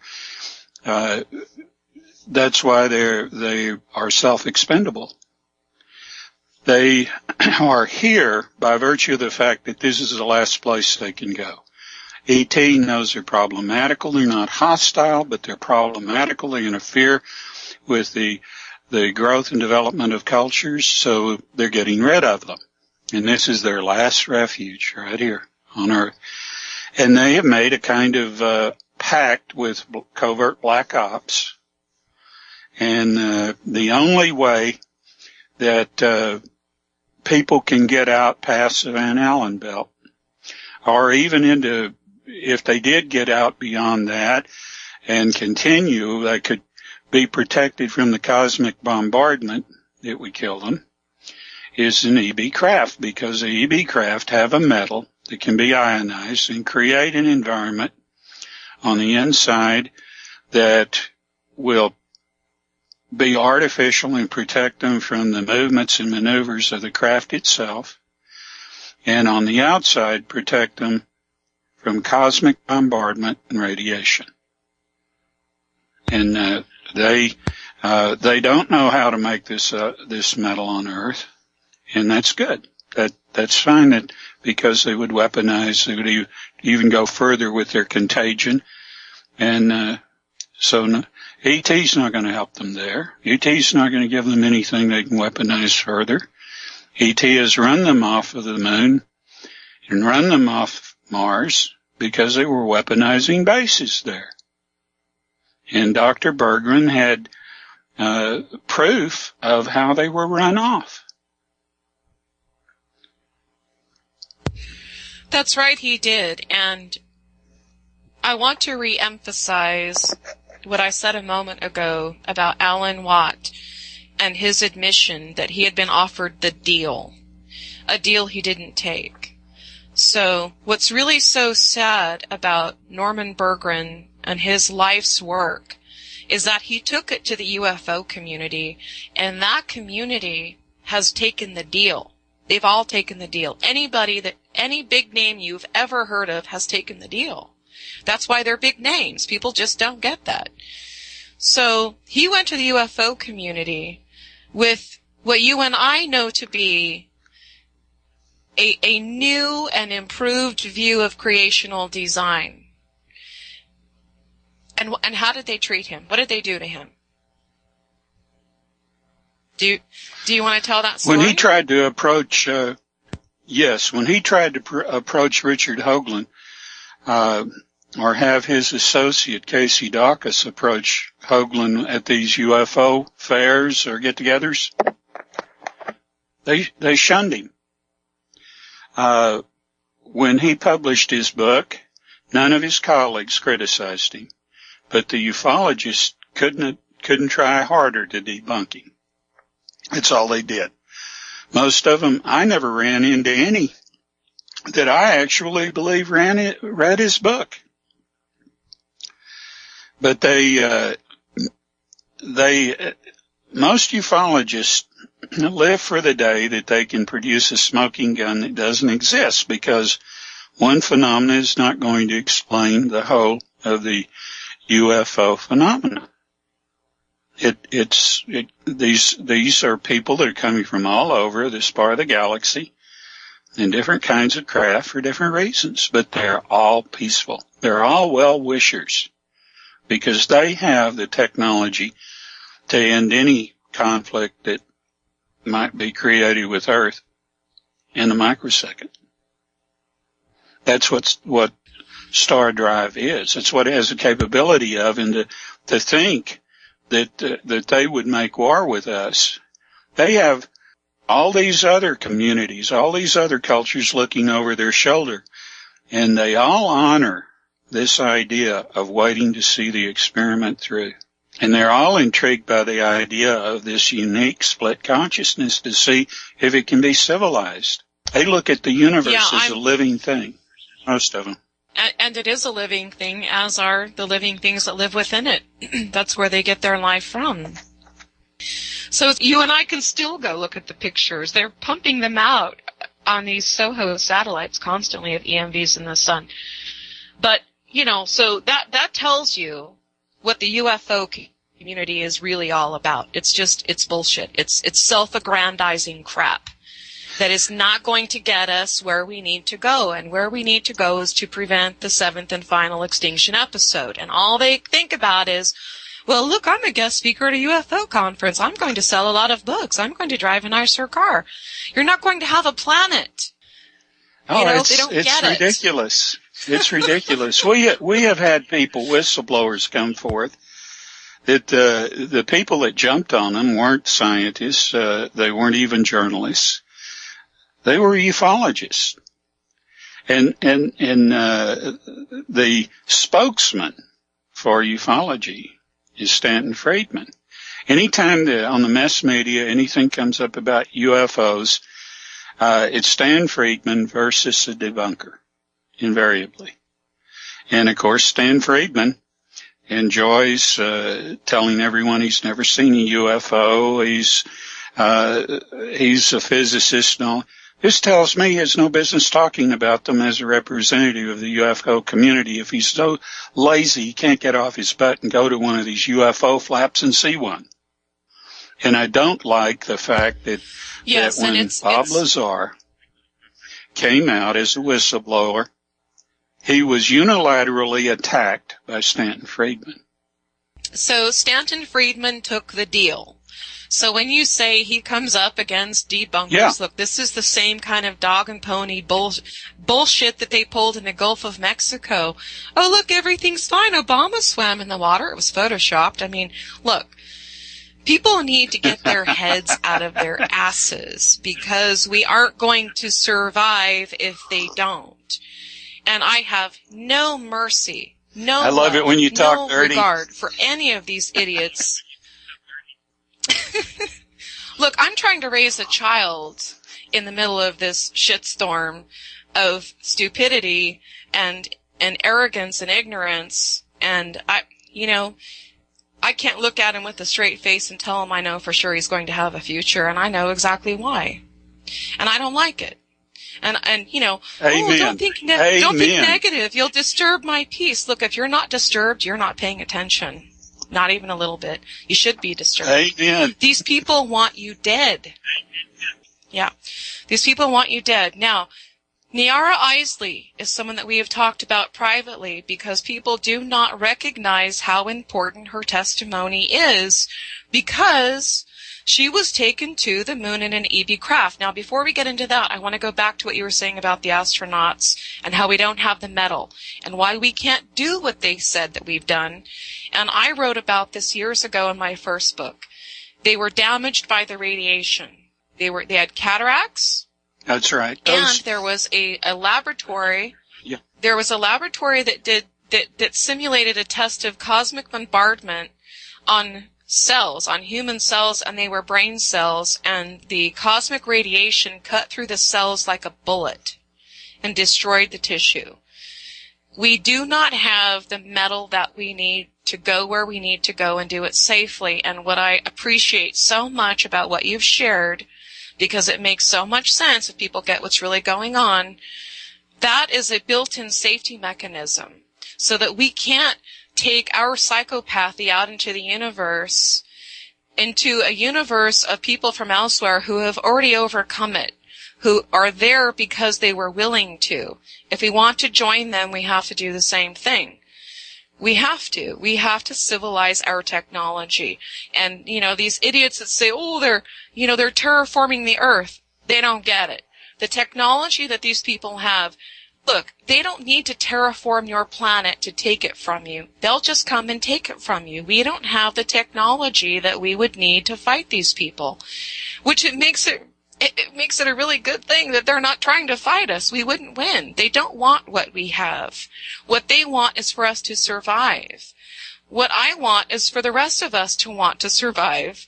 And that says a lot, doesn't it? How effective has social engineering been that the regular human being will override their own survival mechanism in favor of New Age bullshit? Well, the people that are making the decisions are the ones that have had access to these Hall of Records that are left over from prior lineages that warn us about what went wrong in the hopes that we'll have the wisdom, this next lineage, to overcome it. And yet, I'm afraid you're right when you suppose that they just, the monsters take it and run with it as a blueprint for the next lineage. Is self-destruction edifying to anyone except madmen? It doesn't make a lot of sense any other way. No, it doesn't. Yeah, and they won't survive it either. I have a little image that I point to. Imagine someone that paints themselves into a corner in the kitchen. And they're looking around and they don't want to mess up all that paint that they have to walk on. So what do? Oh yeah, we come up with an idea. They're next to the stove, so they turn all the burners on the gas stove up full, wait until it fills the room with gas, and then light it. That's exactly what's going on here, folks. Yeah, I mean, it's really disgusting. I'm so disgusted with the sellouts. So I want to be really clear about what we mean when we say this. You have people who are very, very well-known personalities in the alternative media. They're being funded by sources unknown while they're claiming it's just our listeners funding us. Look, their listeners don't have enough money to get television networks started. Their listeners don't have enough money to send them all around the world. People don't have that kind of money. They're being funded by someone else, which is why I really wanted to get Alan Watt on the show, because he knows the deal. And he even said in that video, they all know who each other are. They all know they've taken the same deal. It's like a club. This club is going to, this is what's so sad. And I'm trying to be nice about it, which even though it really goes against my better judgment, because they're dangerous. Their ignorance and their greed for their 15 minutes of fame is a danger to the rest of us. It really is, because it's complete crap. And so I want to get more into how we know for sure it's complete crap. So let's talk about the Anunnaki garbage that's going around. Oh, they're the fallen angels from the Bible and they created man. Look, if you go through the Bible yourself, you'll find that it says, and I'm not saying it's right, I'm just saying that even this is contrary to what they're spewing out, that people from elsewhere came here and mated with humans. So the humans were already here. Who created the humans? Well, we just skip all that and go, the Anunnaki did it. Okay, well, that doesn't make any sense. Yeah. And the gold, they want your gold. The only people on this planet that want your gold already have it and don't want you to have it. And this bullshit about, they need gold to fix our atmosphere. You and I have tried, I think, relentlessly over the last year to make sure that people know through the science of creational design or natural law or whatever you want to call it, that an atmosphere is created by living microbes, not gold. You cannot fix an atmosphere with gold. That's stupid. You can't do it. And if people understood creational design, they would know that. This is what's frying our plants. The chemtrails are putting holes in the magnetosphere. Why? They're killing the microbes that are that filter out the harmful radiation. This is why the sun looks white. And you get these other idiots out there. I don't know if they've taken the same deal. Oh, the sun is changing. Oh, the entire solar system is heating up. No, it's not. We have renegade science on this planet. The misuse of technology is going to kill us again and again and again. It always happens the same way. They don't need gold to fix an atmosphere. You and I couldn't fix our atmosphere with gold. It doesn't work like that. It just doesn't work like that. And this is why people that are flying at very high altitudes are getting sick, because they're exposed to very high levels of radiation the same way astronauts would be if we really sent them back and forth in tin cans. It doesn't work like that. So let's talk about abductions, because a lot of people have been abducted, and we know it. We know it to be true. Yes, and I want to say first off that the abduction phenomenon is real, that there are a number of men and women that have been abducted, have had horrible experiences, in a lot of cases have sublimated them in trying to make them to be able to live with their reoccurrence. What I would say about abduction experiments is that there is nothing about them that can't be simulated by black ops. And when you understand that, let's take, for instance, lost time phenomena. It was discovered back during the uranium rush days that when workers would go out on the grounds of the uranium mills where they were turning the uranium cake in the sun with paddles, that these workers would have loss of time. And it was dramatic. So they knew that radon gas caused this loss of time phenomena. So knowing that, they could pinpoint what part of the brain was associated with this loss of time. And they could figure out some other way, some other means. And there were two ways. One was radiation and one was the light at a certain spectrum hitting the eye. It would cause this loss of time.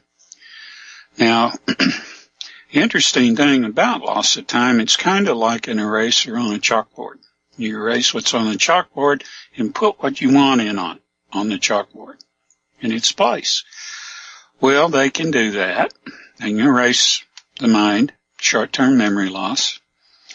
And then in surgical short-term memory loss, by that I mean exact. Then they can implant a scenario. But get this, it's not limited to that. They can do this off of a power grid, off of a power transformer station. They can do this off of power towers.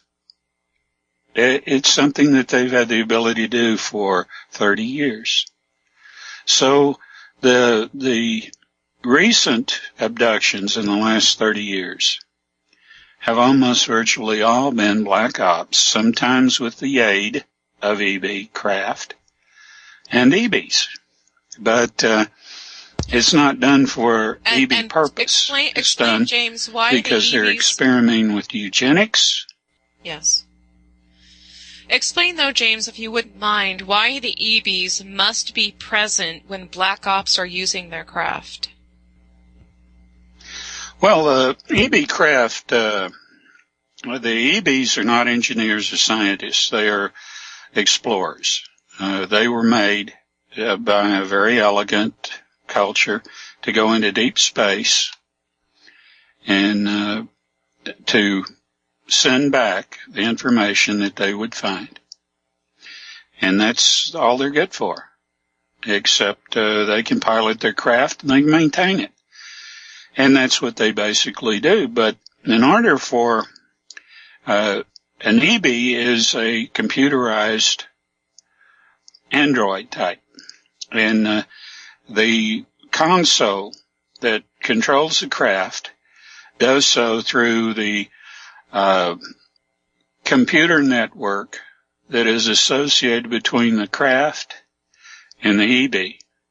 And what pertains basically to a set of protocols that can't be duplicated on Earth.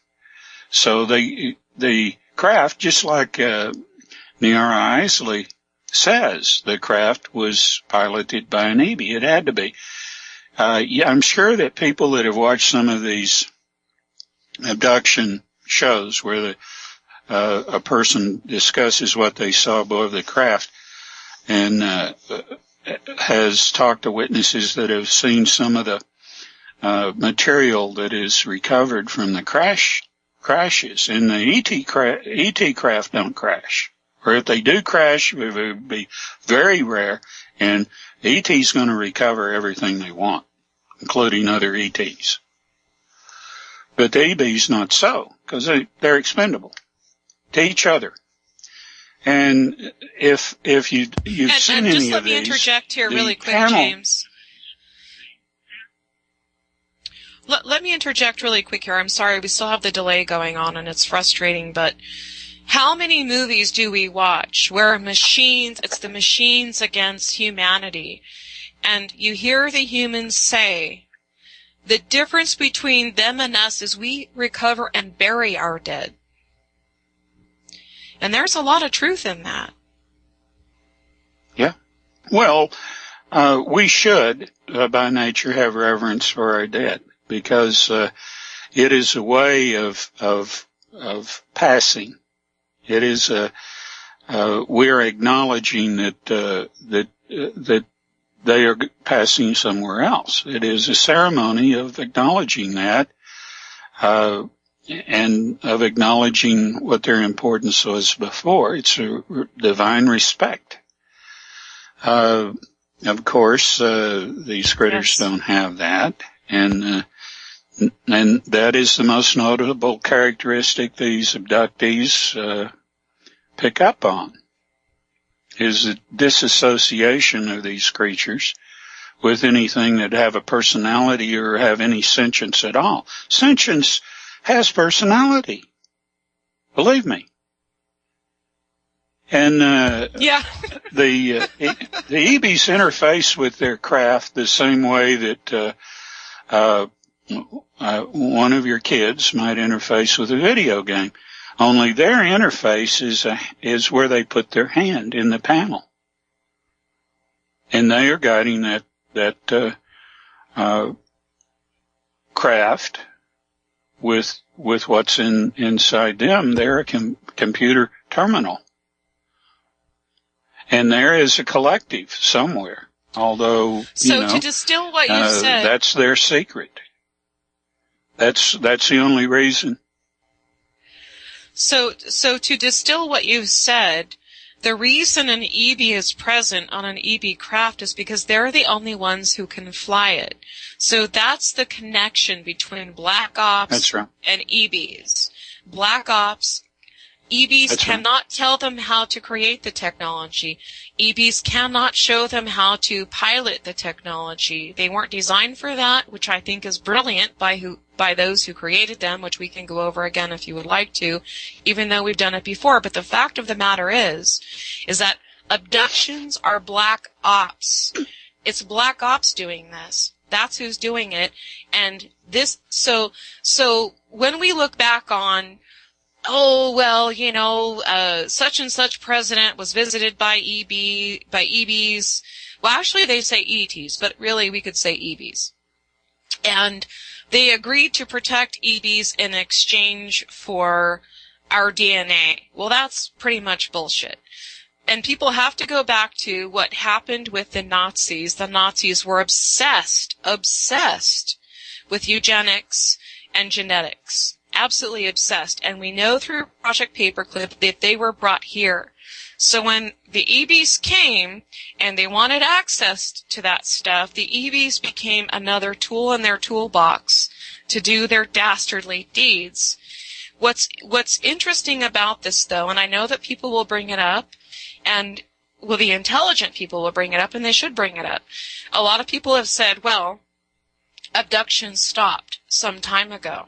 That's right, they did, but I ask of you, remembering that this is all about eugenics and genetic manipulation, how far was it between when the abductions stopped and when in vitro fertilization in clinics began?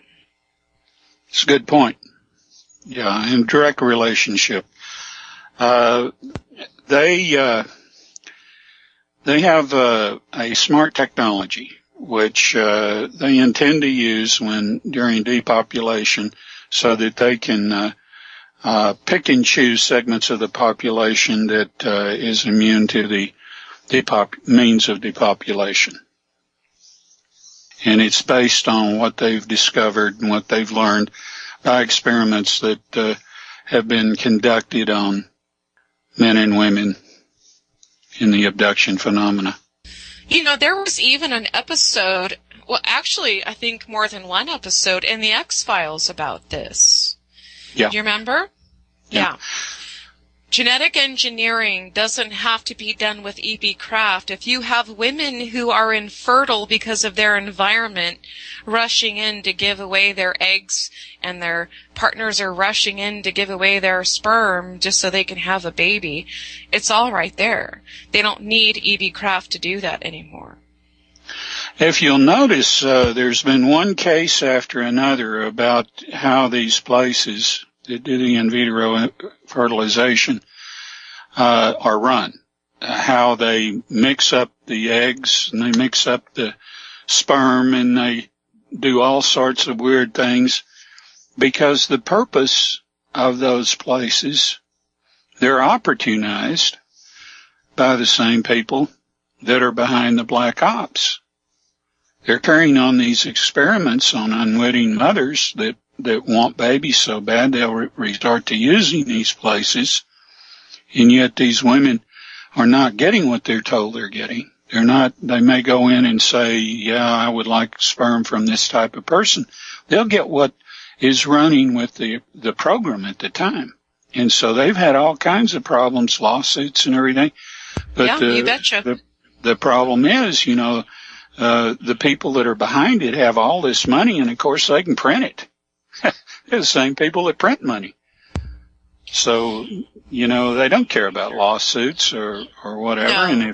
And if everyone's got a bottom line, how much is your life being screwed up worth? And everybody's bottom line is maybe a little different, but it'll always be around $2 million. And $2 million of these monsters of paper money doesn't matter. That's right. Not to mention the really sickening lawsuits where the male owner of the clinic was using his own sperm for all of the women. Didn't tell them. And I'll guarantee you there's not a one of those people that are in the penitentiary today. Not a one of them. No, God, no. Are you kidding? They're the bankers of eugenics. They're not going to jail for anything they do. But it's important that they we may point not that even out. have a medical background, and they're doing it because they enjoy it. This is fun and games. Yeah. I mean, you need to know how to puncture someone with a syringe and draw blood and place something on the ovum. I mean, big deal. Yeah, so we've gone over a little bit. Dave is being very gracious. He hasn't asked us to wrap it up, so I want to keep going because I'm going to admit, even though I'm a female, I'm not. I seriously doubt I'm going to be anywhere near as gracious with this topic as you are, because I'm just so disgusted. And like I said, I'm raising a child, and I can't look him in the face and tell him he has a future, and I'm really sick of it. Yes. It works on you. And so I'm not going to be really particularly nice about this. I know that you will be. So I'm going to say what I'm going to say, and then I'll let you handle it. Maybe you'll be more delicate about it. I hope not. All these women who think, oh, look, I've got hybrid babies out there. No, you don't. There are no hybrid babies. EBs don't have a genetic number. And this is very heavily linked to the missing fetuses. So I'm going to explain it the way I want to, and then I want you to explain it the way you feel might be better. In the first book I wrote a lot about genetic engineering in terms of stem cells and how a stem cell has no identity. They did experiments where they found out, well, if I add vitamin E to a stem cell, it might turn into a nerve cell, and so forth. So they know that there are external factors involved in getting a cell with no identification whatsoever, really, to become something of an organized group of cells that begin to morph into what we call life. So when we're talking about all of these women who have had pregnancies that were removed, you have to remember that you're dealing with stem cells. And EBs don't have a genetic number. So this is how sick your shadow government is. Not only are they using EB Kraft and they are abducting you and doing genetic experiments on you, But part of that genetic experimentation is done to create more EBs.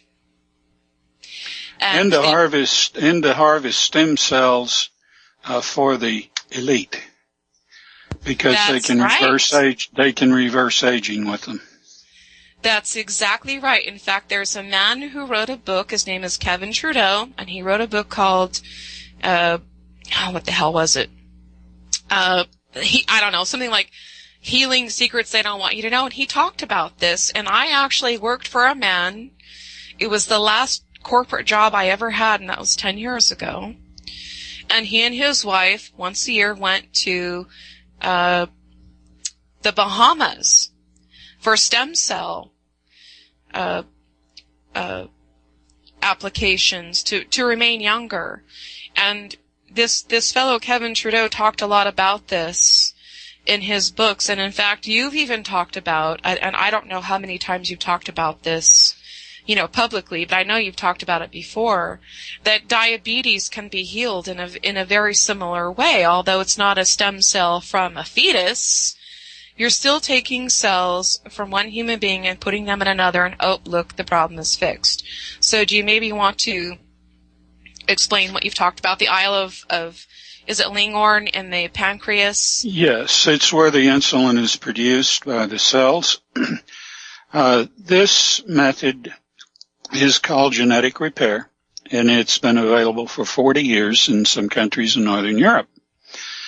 If you have genetic diabetes and or even functional diabetes, the cells in the Isles of Langhorne in the pancreas that produce the insulin, the count of those cells, of those healthy insulin producing cells, is low. So what they do is that they can someone that has the same blood type as you, even if some case is close, they can use them as a donor. They take a needle and extract cells from their pancreas and shoot them into yours, and in 15 minutes you're cured. You don't have diabetes anymore. Wait a minute. Are you saying that they don't need to be insulin dependent? They don't need to destroy their pancreas to overcome diabetes? Is that what you're saying? No.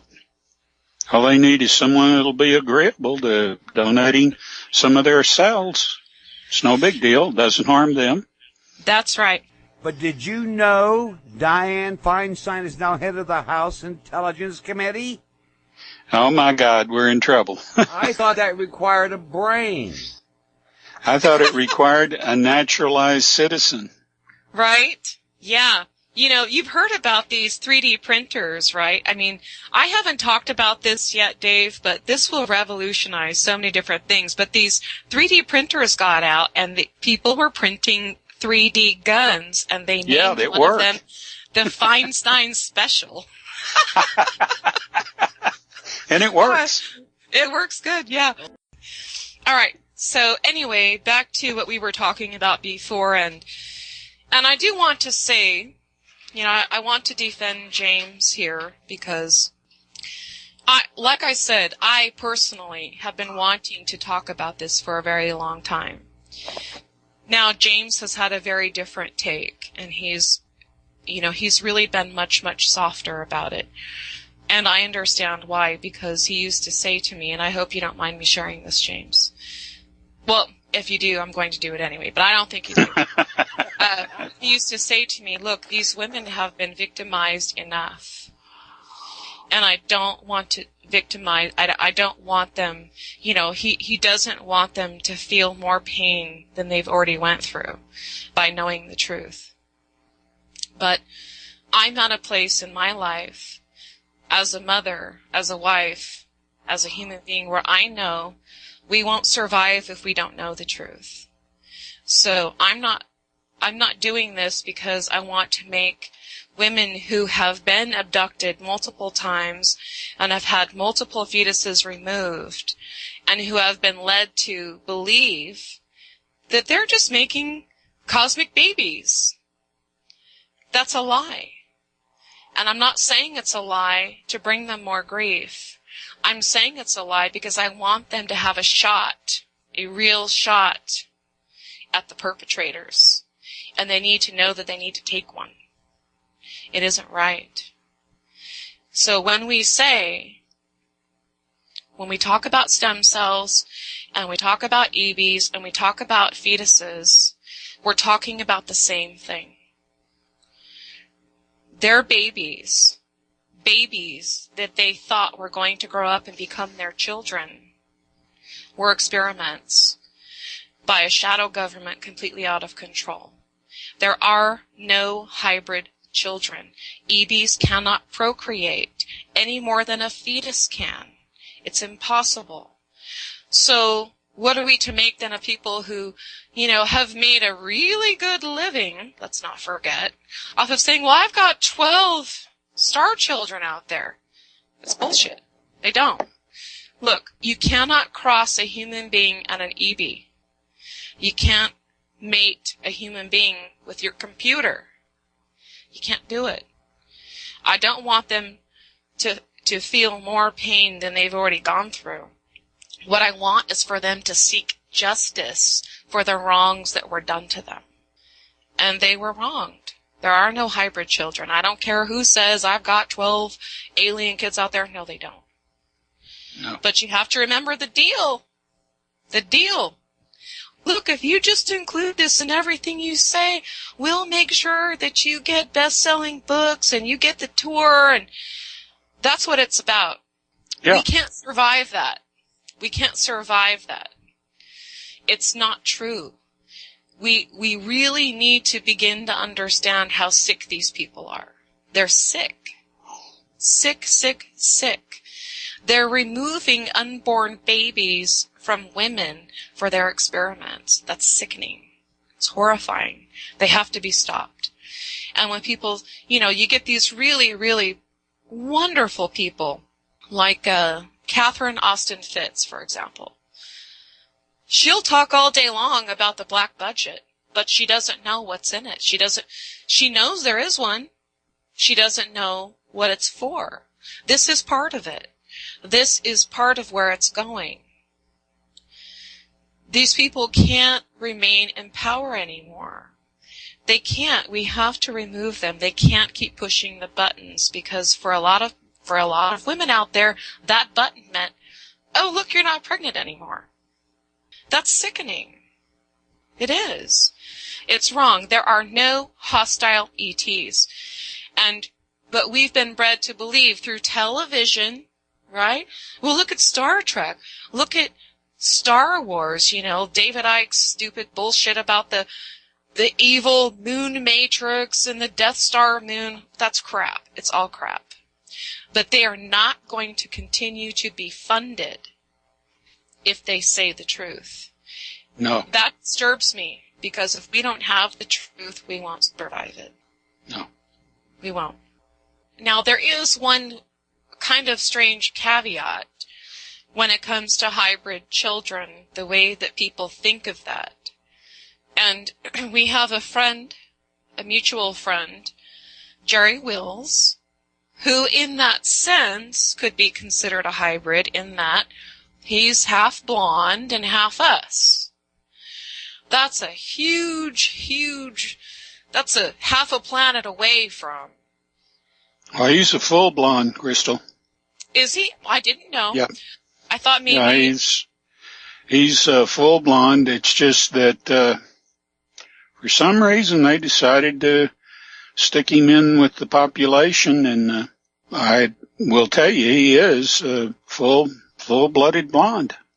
Well, I'm glad you said that. I didn't really know. I thought, well, maybe. I mean, I have a family member who personally may actually be half and half that way. But we're talking about sentient beings mating with sentient beings. We're not talking about trying to mate with your toaster. You can't do that. You just can't do it. And so the ultimate message that I'm hoping that we're going to leave people with, going back to what what I said in the very beginning of the show, because I'm not speaking for James, and believe me, if I get anything wrong, he knows I want him to correct me. I want to hear his 2 cents. Going back to the beginning of the show, people are participating in their own demise out of ignorance. And there's only one way to stop that. They have to be told the truth. And then they have to hold the people who have violated them in their life and their privacy and their DNA, for God's sake. Yes. They have to be held accountable. And we can't keep pushing it off. It's just like I said. It's like this really awful cartoon where they go abduct people and say, oh, look, E.T. did it. So if we go back to the Star Wars and the Star Trek thing, oh, there's just war everywhere in space. When have you ever in your life, with all the satellites we have, actually seen evidence of that? There isn't any. But you heard Reagan say, we would all come together if there was a threat from space. You know, there is no threat from space. There is no threat from Al-Qaeda.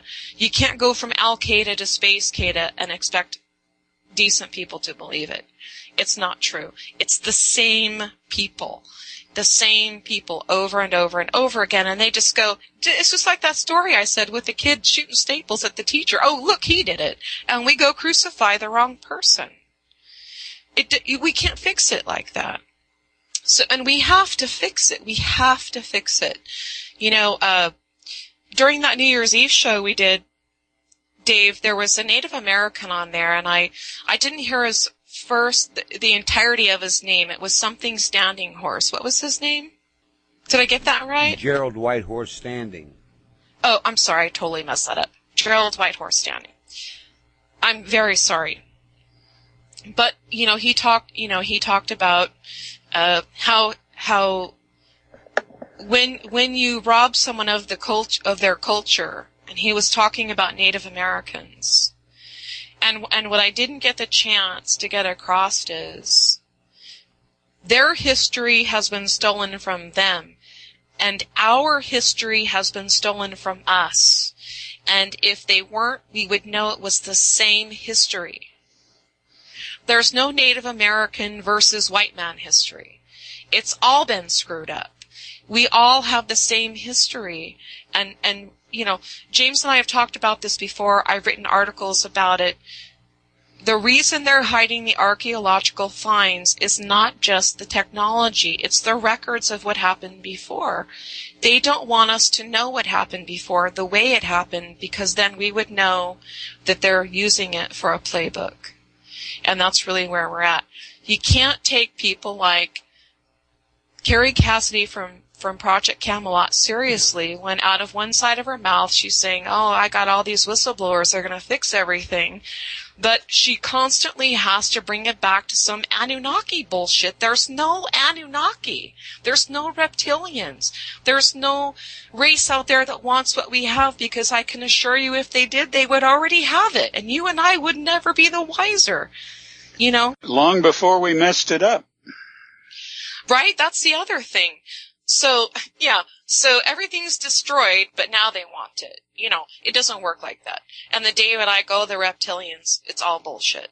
These people are talking out of both sides of their mouth, and in doing so, are robbing you of the clarity that you need to address the people that are really bringing you the problems.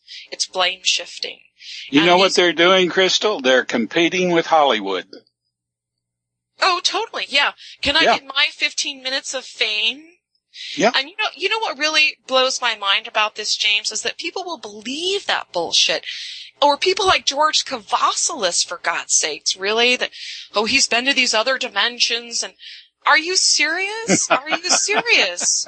But you won't take James Horak seriously when he can tell you what I just said is on Soho's satellite image. It's right there.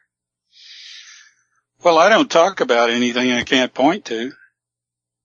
Well, and that's the thing, right? So people will believe this crazy, crazy, crazy garbage coming from people like Kavassilis and, oh, if we just raise our vibration. You know, Walter Russell, who was friends with Tesla, sent Tesla some of his work, and Tesla told him to lock it up for 1,000 years because people weren't ready yet.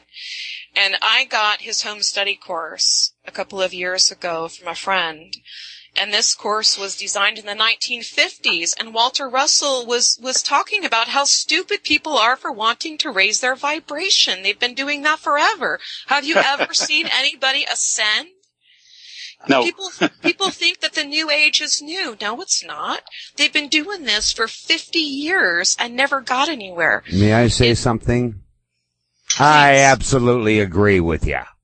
Yeah, it's disgusting. And, here's the other thing. So I tried to explain this in the first book, which is no longer available unless you want to pay $4,000 for it to a private seller, and I don't recommend it because it's out of date. But I talked about what is frequency. The people using this word don't even know what it means, and the gurus cashing in on these people's stupidity aren't going to tell them what it means. It's how frequently something happens. What is the something? What is the something? Now, if you're Raymond Rife and you want to raise the vibration, you're killing pathogens. You're exploding them. That's how that works. He raised their vibration to the point they exploded. So it's just, look, I know that a lot of people are afraid. They're afraid. They don't think that they're capable of handling what's happening. But I know that they have been bred not to think that they're capable, because whom does that serve, right? Does that not serve the powers that be? Does it not serve the powers that be to have all these New Age nincompoops out there saying you don't actually have to do anything to change your situation? Does that not translate into don't challenge the powers that be? It absolutely does. Religion does the same thing. Oh, Jesus has to come and fix it because you sure as hell can't. And I have had this conversation with a very, very dear friend of mine who is a reborn Christian.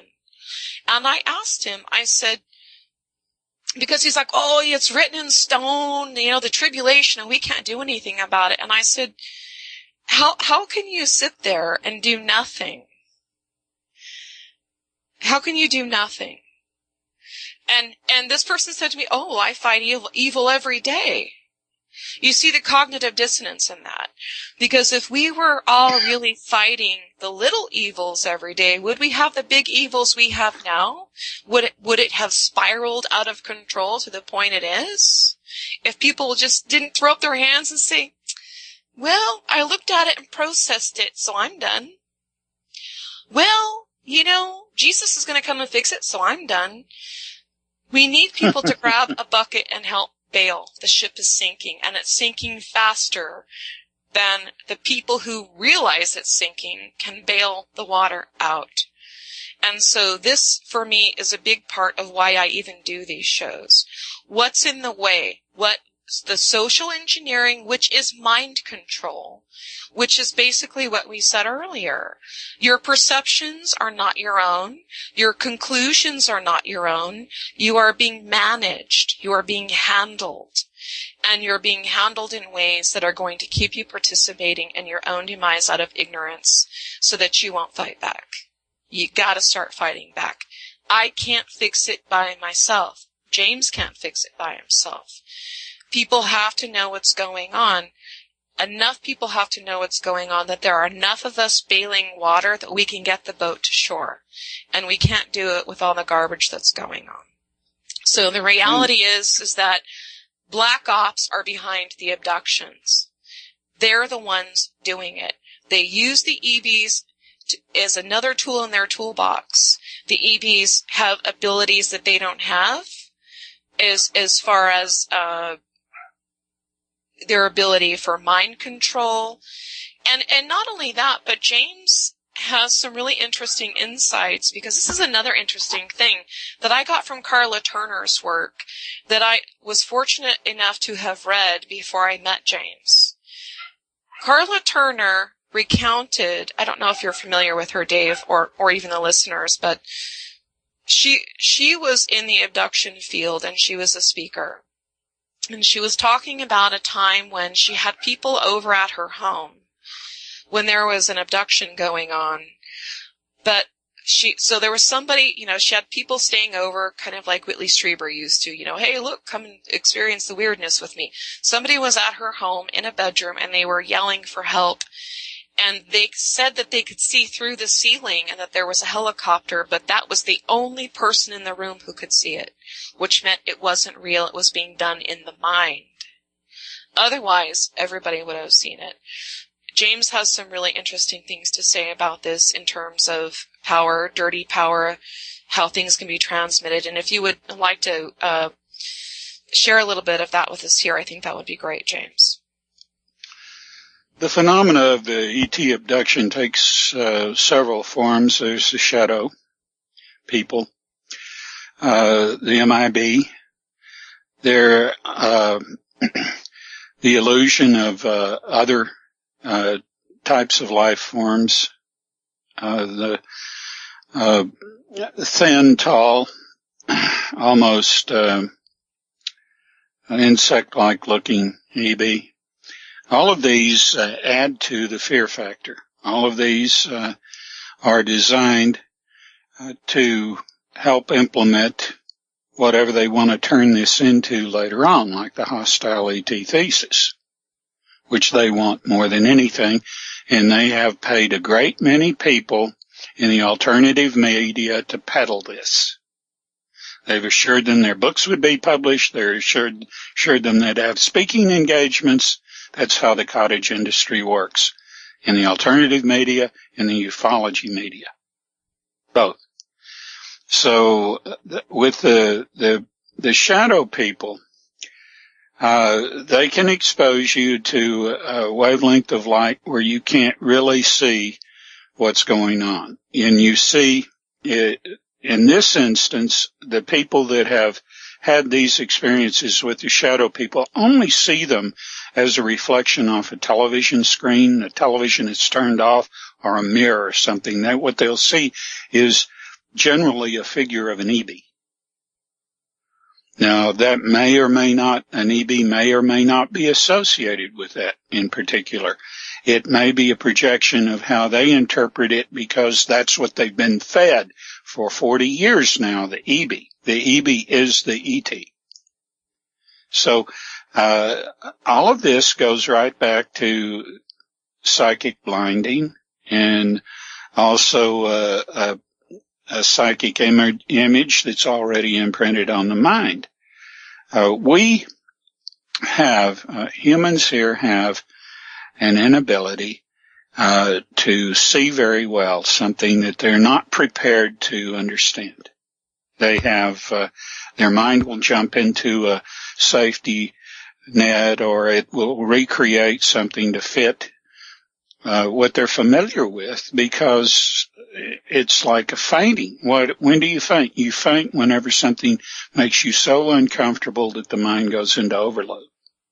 Well, the same is true with sight.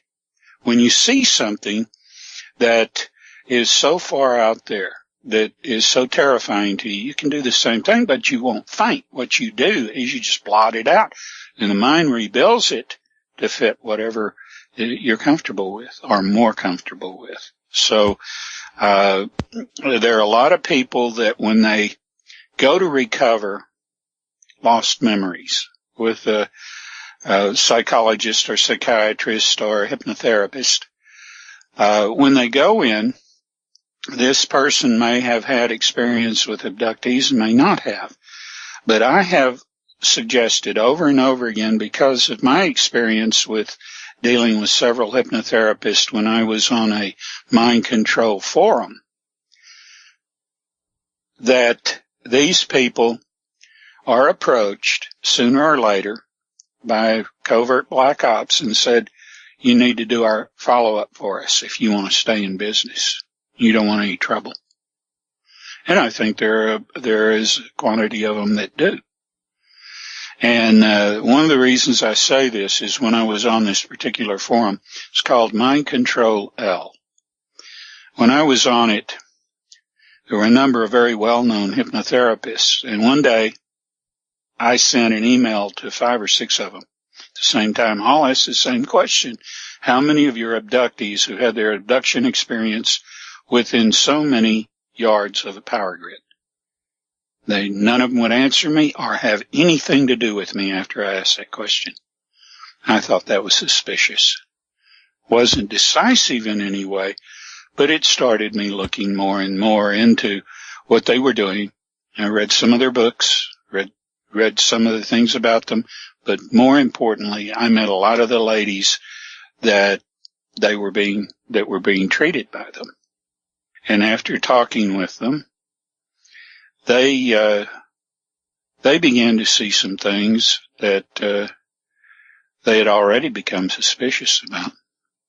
And this goes back to what I was saying earlier about Carla Turner and having a guest at her home that was hysterical, thinking she could see a black helicopter through the ceiling.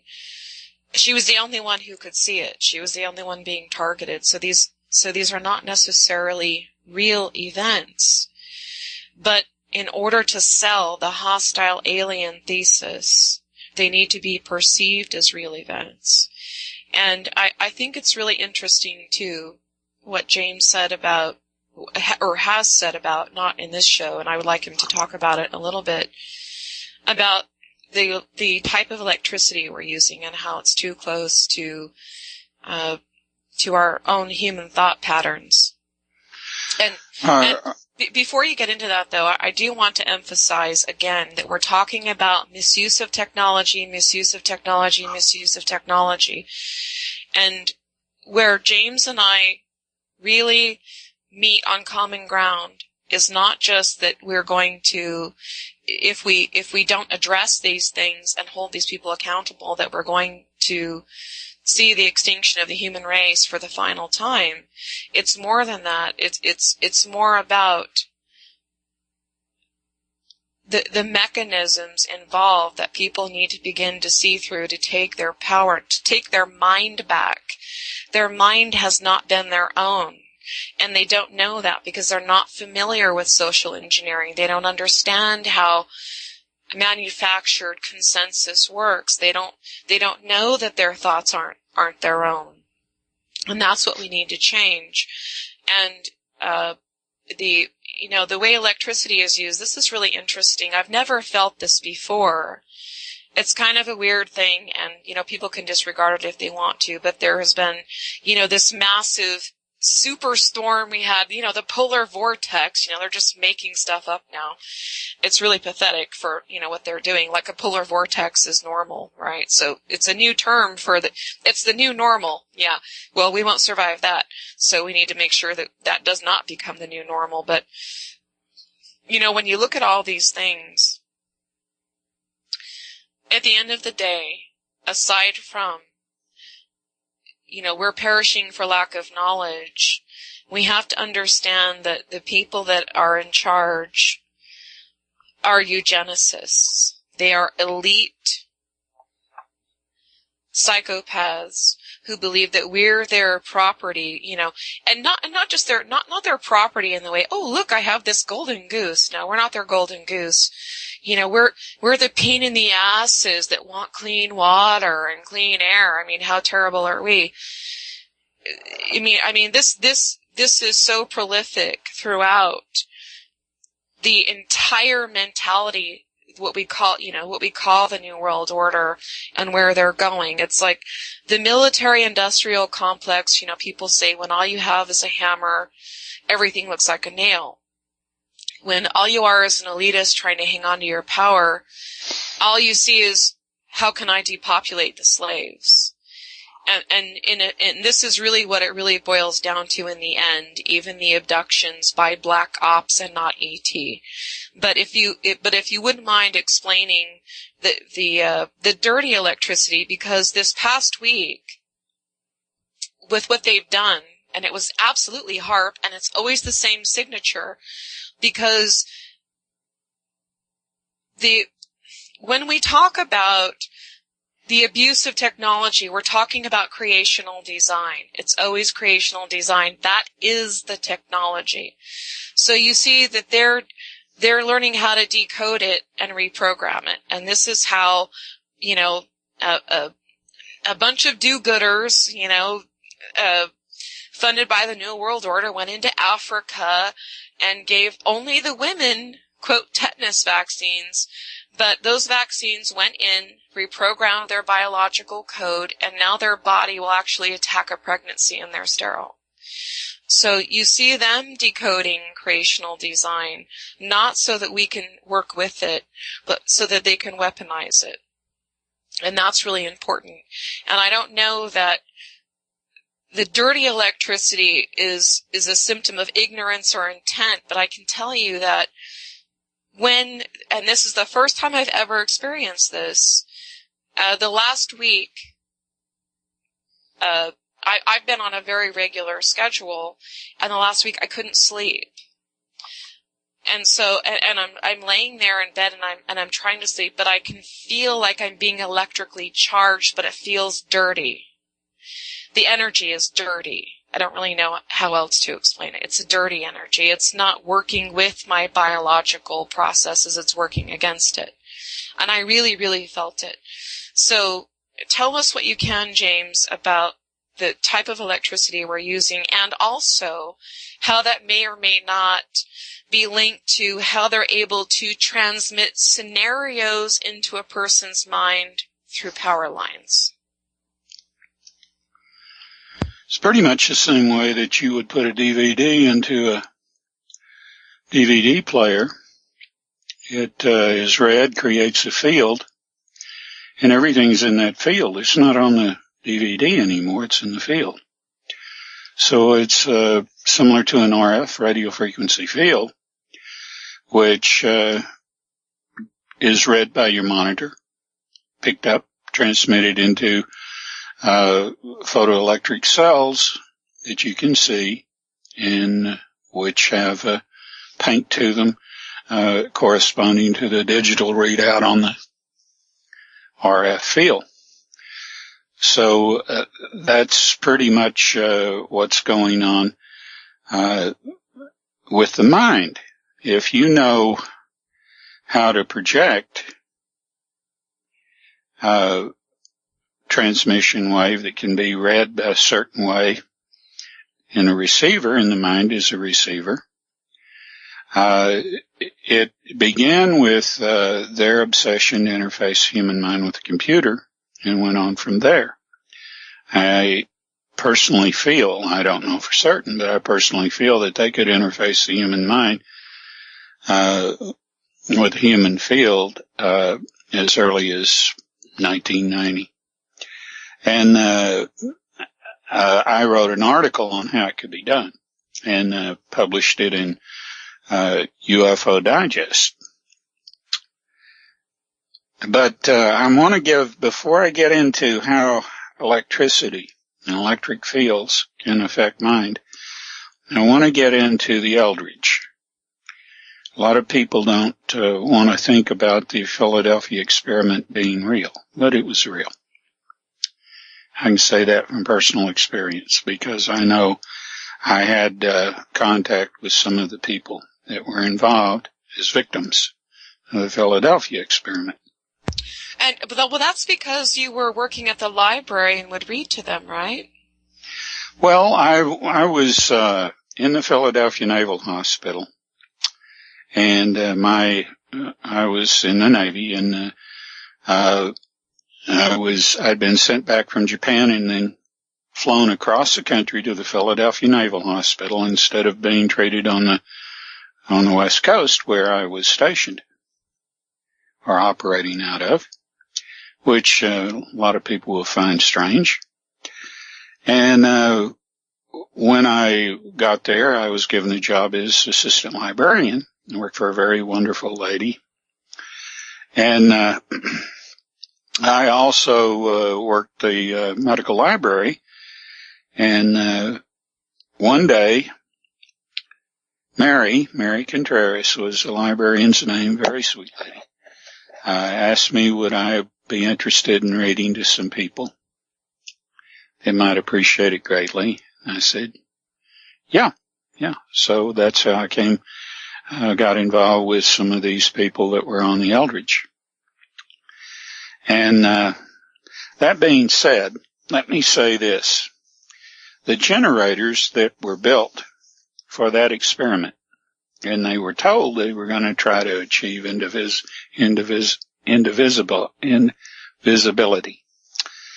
And, of course, that wasn't a goal at all. And what happened is that Tesla wired these generators. He wired them in a way that even if they did leave a crew aboard, which he was told they wouldn't, it wouldn't harm human tissue. And after he had wired them, they were rewired. The man in charge, Dr. Newman, and when Tesla came on board, found out there was going to be a crew on board and then checked the wiring, he could see that they'd rewired them. He walked off and he said, this is wrong, this is wrong, this is wrong. Well, those people were intentionally sent into time rifts that were created by the way in which those generators changed human tissue, charged it, so that the molecular components of their bodies would travel along these rifts. And this is, in some way, if you broadcast electricity at 60 cycles per second, that's too close to the functioning mind. It's a resonance problem, and it can cause in some people a form of hysteria. It's what they call localized hysteria, which is associated to traveling to the kind of hysteria that's developed when a person travels over 60 miles an hour for a prolonged period of time. It creates this localized hysteria. And it takes a little while to overcome it. And there's some people that notice it more than others, but it's still a state that is responsible for a lot of accidents. The mind, the split consciousness is a little more disassociative than unified consciousness anyway. But the one thing that this does is at resonance is when you go into a state of a pre-trance state, or a state where where something can be suggested to you that will affect you at the subconscious level, and might cause you to act in a way counterproductive to your welfare.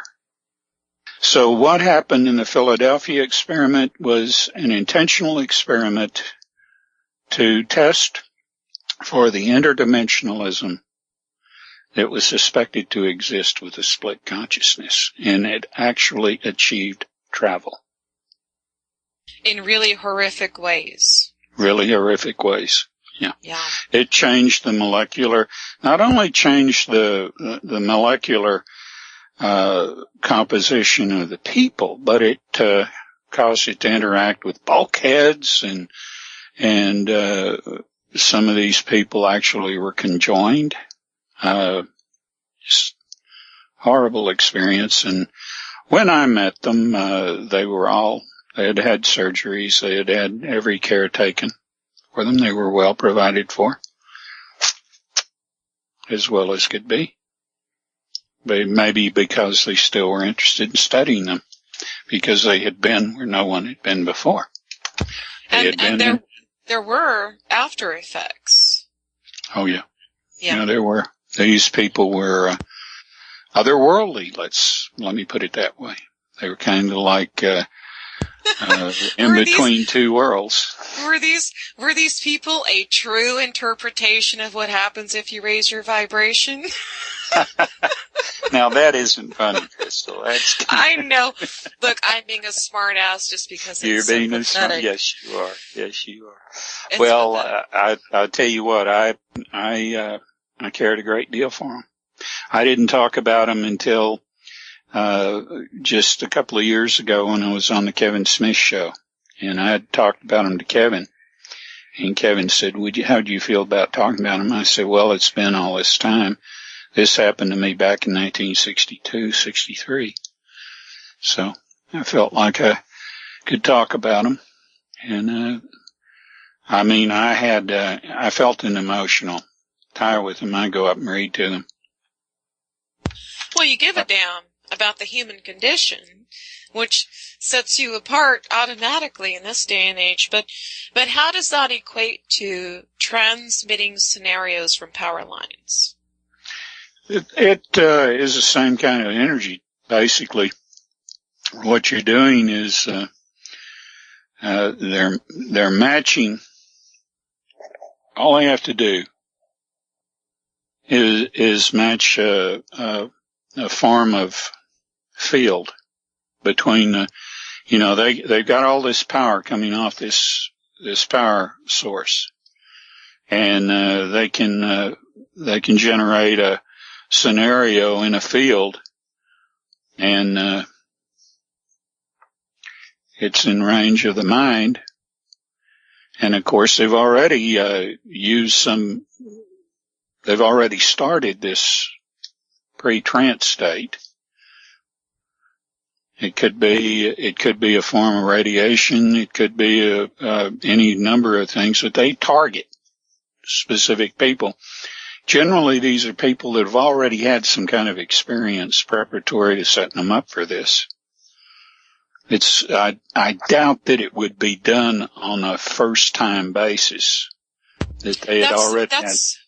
That's really important what you just said, James, and I don't mean to interrupt, because you and I have mutual friends who know people who had abductions by not abductions, but experiences with real ETs, which are very rare, but they do happen. But then who comes along with the mind control crap and muddies up what they know to be true? Well, that's the MIB phenomena, and it's not the same. That's right. I mean, they have you believe that it's always a black Cadillac, a late model Cadillac, early model Cadillac, comes up, and people step out wearing black suits and shades and all that. Well, that's typical of a lot of these episodes, but the MIB is a projection that what you're seeing is not what's there, and it's a projection, and it's like they've already profiled you, and they know where your worst fears are. They know how to play with you. Well, and your disposition towards religion. So maybe Jesus needs to pay you a visit. Even on X-Files, it was real interesting whenever Fox Mulder had an experience investigating an ET or a UFO incident, and this MIB shows up. One of them is the show host Alex Trebek, and the other one is Jesse Ventura. and they just, and I'm thinking, well, they must have known what would really tickle his fancy. What? It's got to be bizarre. It's got to make you look like a fool when you try to tell somebody about it. That's the point of it. What they are putting you into and making yourself disassociate from the experience. That's the MIB objective.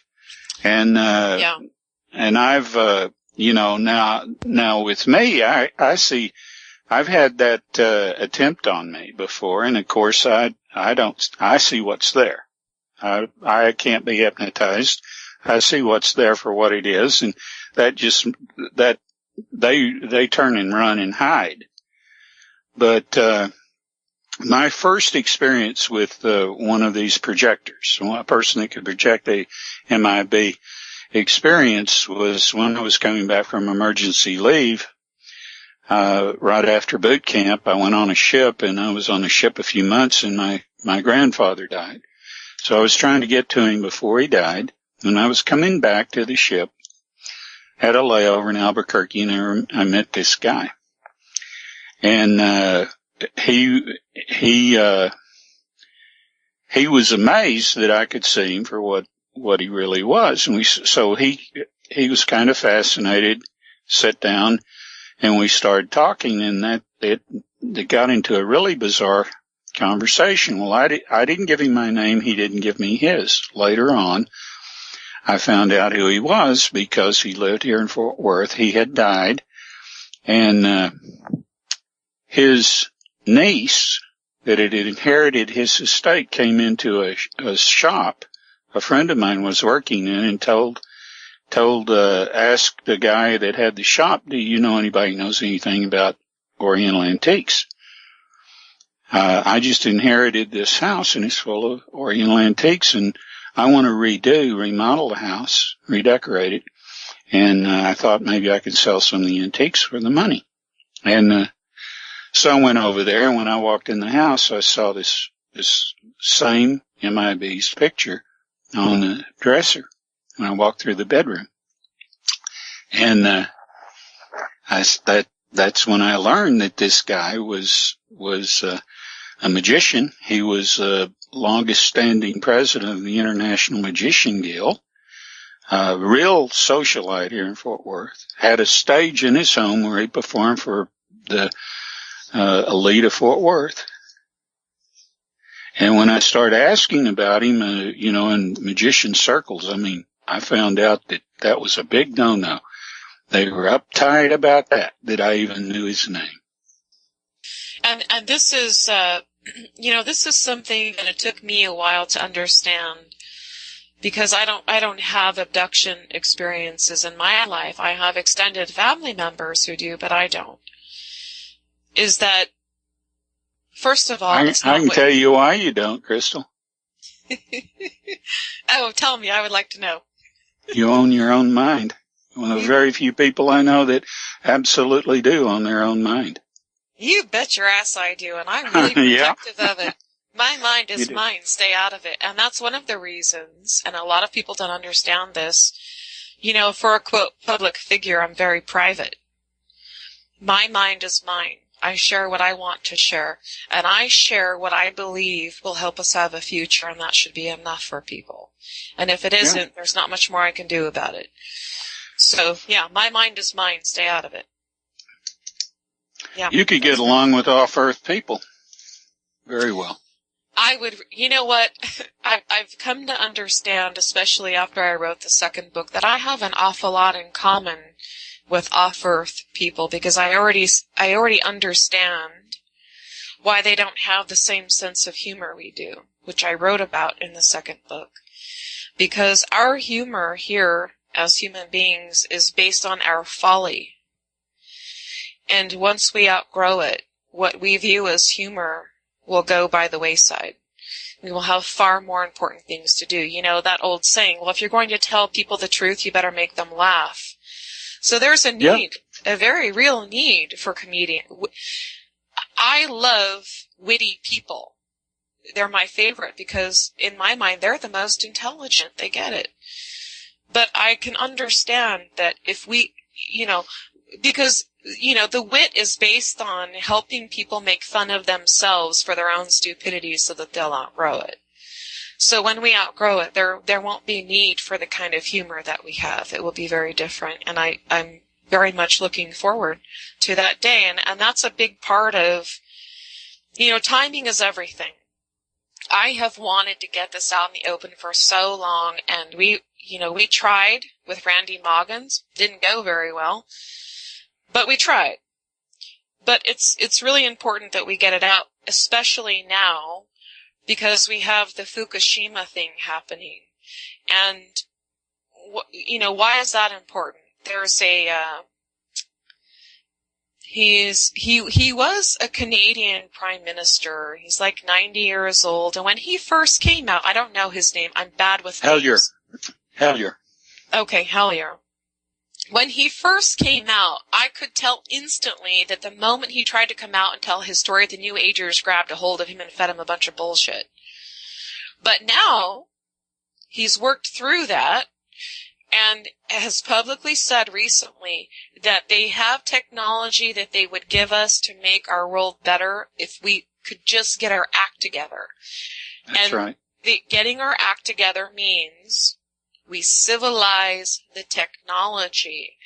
And this is crucial now because what's happening at Fukushima, we can't fix. We do not have the ability on this planet to fix. We don't have it. If we really want to survive it, we're going to need help from elsewhere. And we won't get it if we don't clean up our act. And which means, if we distill that and translate it, if we want to survive, we need help. And if we want that help, we're going to do what it requires to get it. And this is where people get stuck, and this is what frustrates me so much. People want me to save them, right? Yeah. People want someone else to save them. So we're at a place where the human condition is so backwards and upside down. Billions of human beings will not lift a finger to save themselves because social engineering, especially through religion and the New Age community, taught them, well, you don't need to. You're going to get raptured out of here. You're going to ascend out of here to the fifth dimension. Look, if you can really ascend to the fifth dimension, hey, don't let me get in your way. Get the hell out of here and let the grown-ups take care of business while you're gone. It doesn't happen. How many people do you know? Oh, we're going to ascend to a fifth dimension. Yeah. None of those people have been to the fifth dimension or they wouldn't have come back. It's all bullshit. It's bullshit. Yeah. And the reason people eat it up is because they want to be patted on the head. Yeah, you're good. You don't have to change anything. Who does that serve? It serves the powers that be. Oh, honey, don't fight it. It's just going to happen no matter what. Jesus has to save you. Don't fight us. You can't win. It's disgusting. It makes me want to vomit in my mouth. I'm so sick of hearing it. We can't survive off of that kind of stupidity. There's no future for us if we can't pull our head out of our socially engineered asses. It doesn't benefit us to not fight to survive. And that's how bad it is that the survival instinct has been suppressed. So you have all these people, hey, George Kavasilis, tell me what it's like out there in the fifth dimension. Yeah. Well, meanwhile, the starfish on your planet are melting from radiation, moron. Pay attention. Right. I'm really disgusted by it. And I'll tell you, Randy Moggins once asked me what I thought of George Kavasilis. And I told him, I said, do you not recall him saying he had interactions with the Greys? Do you not recall him saying he knows his mind has been messed with? He admitted it. Okay? So one of the reasons it's so important for James and I to explain that EBs are black ops, because you'll find that every single well-known personality in the New Age media has had interactions with Greys. Look at Anelia Benz. Well, the Creator really doesn't care about the outcome, but I'm here to change it on behalf of the Creator. Okay, well, she played with Greys when she was young. What she's telling you is her mind has been played with. It's not her own anymore. George Kavasilis, don't you remember what he was selling in the beginning? What was that? The Galactic Federation of Light. Oh, then he had an epiphany. No. They were the bad ETs, and now I'm with the good ETs. It's all mind control. Anybody who's telling you that they have been, that they have had experiences with Greys, what we're telling you is translate that into Black Ops mind control. It's the same. And their message is always the same. Oh, well, you're suffering for a great cause. You're the baby manufacturer of hybrid children. No, you aren't. Oh, look, the world is going to ascend to a fifth dimensional reality. Uh-huh. No, you aren't. Oh, look, Jesus is going to come and save you, so don't fight us. No, he isn't. The man was murdered for trying to tell people how to live right 2,000 years ago by their own story. He was murdered 2,000 years ago for trying to do the right thing and for trying to teach us to do the right thing. Are we doing it? No. Can't be surprised, There are no hostile ETs. And this is super important. James mentioned, I don't know, it was a YouTube video or something you posted of someone who was talking about the difference between, it might have been Douglas Dietrich, I'm not sure. It was the difference between Chernobyl and Fukushima.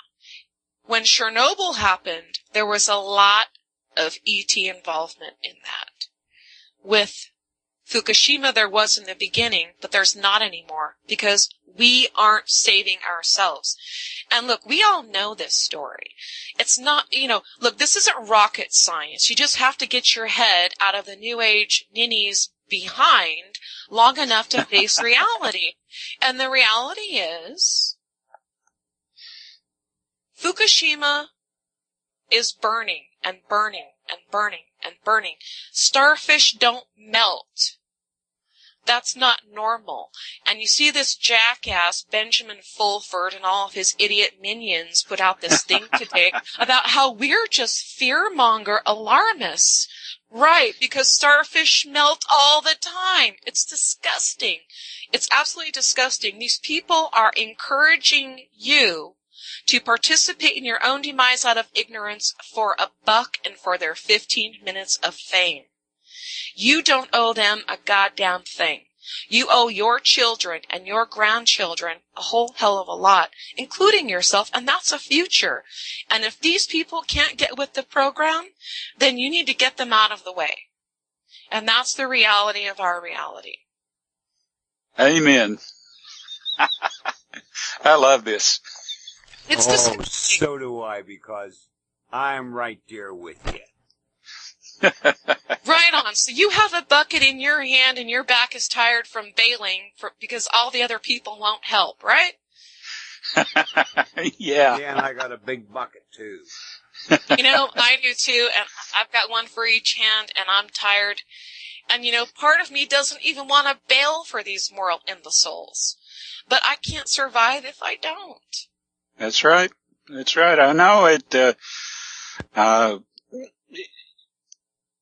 I keep thinking that if once they go hungry for 2 days, then they'll start thinking. And because there's no reason why an American should go hungry for 2 days. And once their money isn't worth anything, there's no good reason for these things to happen. There wasn't any good reason for it to happen in Germany in 23. But it was all engineered. Yes, engineered. That's right. In 1929, what happened? It's real simple. There was a boom. There were more millionaires then per capita than there are now. And there was a big boom. Everyone was trying to expand their businesses and everything and borrowing money to do it and depending upon loans and so forth to grow. Suddenly, all the investment capital is pulled out of the market. By who? By the bankers. And everything fell through the cracks. Everything fell. That was an engineered, controlled, precisely timed crash. Yeah, it's all precisely owned and timed by the people behind it, and we're just the mindless idiots that go, oh, look, the guy on TV said this is the way we should go. We have to stop doing that. I mean, I think that 2014 is going to be a really good year. This is kind of my wrap-up quote. Because what I saw, you know, we're all going to die in 2012. I remember the first interview I ever did was in the end of 2009 with Mel Fabregas on Veritas. And I told people, it doesn't make sense. Do you really think the creator just hates you and is going to kill you for no good reason? That's stupid. But I couldn't get past it. In fact, James was on Mel's forum at the same time. It's the only forum I've ever been on. I was only on it for about 3 months. It was called the Manticore Forum. And I remember in 2010, because this was a forum that was largely populated by UFO people. You know, I'm not a UFO person. I don't think, you know, they're not our problems, so I don't really worry about that too much. But I remember in 2010, a bunch of people went to a big UFO conference somewhere. I don't think it was in Laughlin. It might have been the last one in Laughlin. I can't remember. And they came back on the forum and said the presenter on the very first day, the very first person to present at the conference got up and said, "We're all going to die in 2012. Get right with God." I mean, it was so paralyzing and gripping. And then you have people, I think it was Spielberg, or it was a big name like that in Hollywood, making the same kind of claims. Well, you know, you just get right with God. Okay, so that was the fire escape exit, because people are cowards. They're cowards. But they're not cowards because it's natural to be a coward. They have been bred to be cowards. It's not their natural nature. An individual who won't fight for their own survival, that's not normal. So I don't really blame the individual as so much as the social engineering that has gone into, you know, you can't do anything about it, you shouldn't do anything about it because you're not capable, that whole thing. It was the fire escape exit, but I will say, like I did say on your New Year's Eve show, Dave, that I think an awful lot of people were hoping that they would get that out so they wouldn't have to fight. Well, they didn't get it. So 2013 was really exceptional. I think 2014 will be even better because now all these people realize, crap, you know, I better get involved or I don't have a future. And that's really what every show that James and I do is about, trying to understand where are people stuck, where are the roadblocks, where are they coming from, and can we, hopefully, with some common sense, remove those roadblocks. And that's what we're really trying to do. I think 2014 will be a good year, and I think we started it off right by talking about what we're talking about. Abductions are black ops. That's your shadow government. There are no hostile ETs doing this. And if Fukushima continues, we're going to need help from elsewhere. And we're not going to get it if we are, you know, look, if we're just going to lay down and die, oh, look, I looked at it and I processed it, so I'm good. It doesn't work like that. If we can't get people out of that mindset, if we can't get people to understand why their own lives matter and why they should fight for it, I don't think we have a future. We don't deserve one. They don't deserve one. That's for damn sure. And that's what sucks about it, because there are so many of us who know better. But we're not the majority. So we're going to be punished for their stupidity and their arrogance and their greed. You know, Kerry Cassidy and David Icke and George Kavasilis have sold out their own race for $1 and 15 minutes of fame. And it's sickening. Or they're just completely damaged goods, but know how to pander to the popular myths. Whatever is going along with them, I mean, it's ludicrous. You know, I really try to give people the benefit of the doubt, and I went with the damaged good thing, you know, the damaged goods thing with these people as long as I could tolerate. They know better. They just don't care. Yeah, I think you're right. I really do. I really do. Their priorities are so upside down and ass backwards. If those are the people we have to depend on for our survival, forget it. Well, I saw a lot of disingenuity in that interview that Carrie Cassidy did with Dr. Bergman. It disgusted me. And it was how she avoided following up on so many questions. And you see, he's an elderly man, and she tried to corral him into that hostile ET crap, and he didn't fall for it, though. She tried. Yeah, she tried. I mean, that's the thing. That's the thing about these people, and we really have to get that. These people have taken the deal that Alan Watt has talked about. There's no rational explanation for what they're doing otherwise. There just isn't. You know, they clearly do not get the reality of our situation, meaning that within 12 months we may see the end of the human race forever. They don't get that. What they're worried about is, how many followers do I have? Am I getting donations? How many people watch my YouTube video? Am I popular? You're not going to be popular when you're dead. That's right. You know. That's right.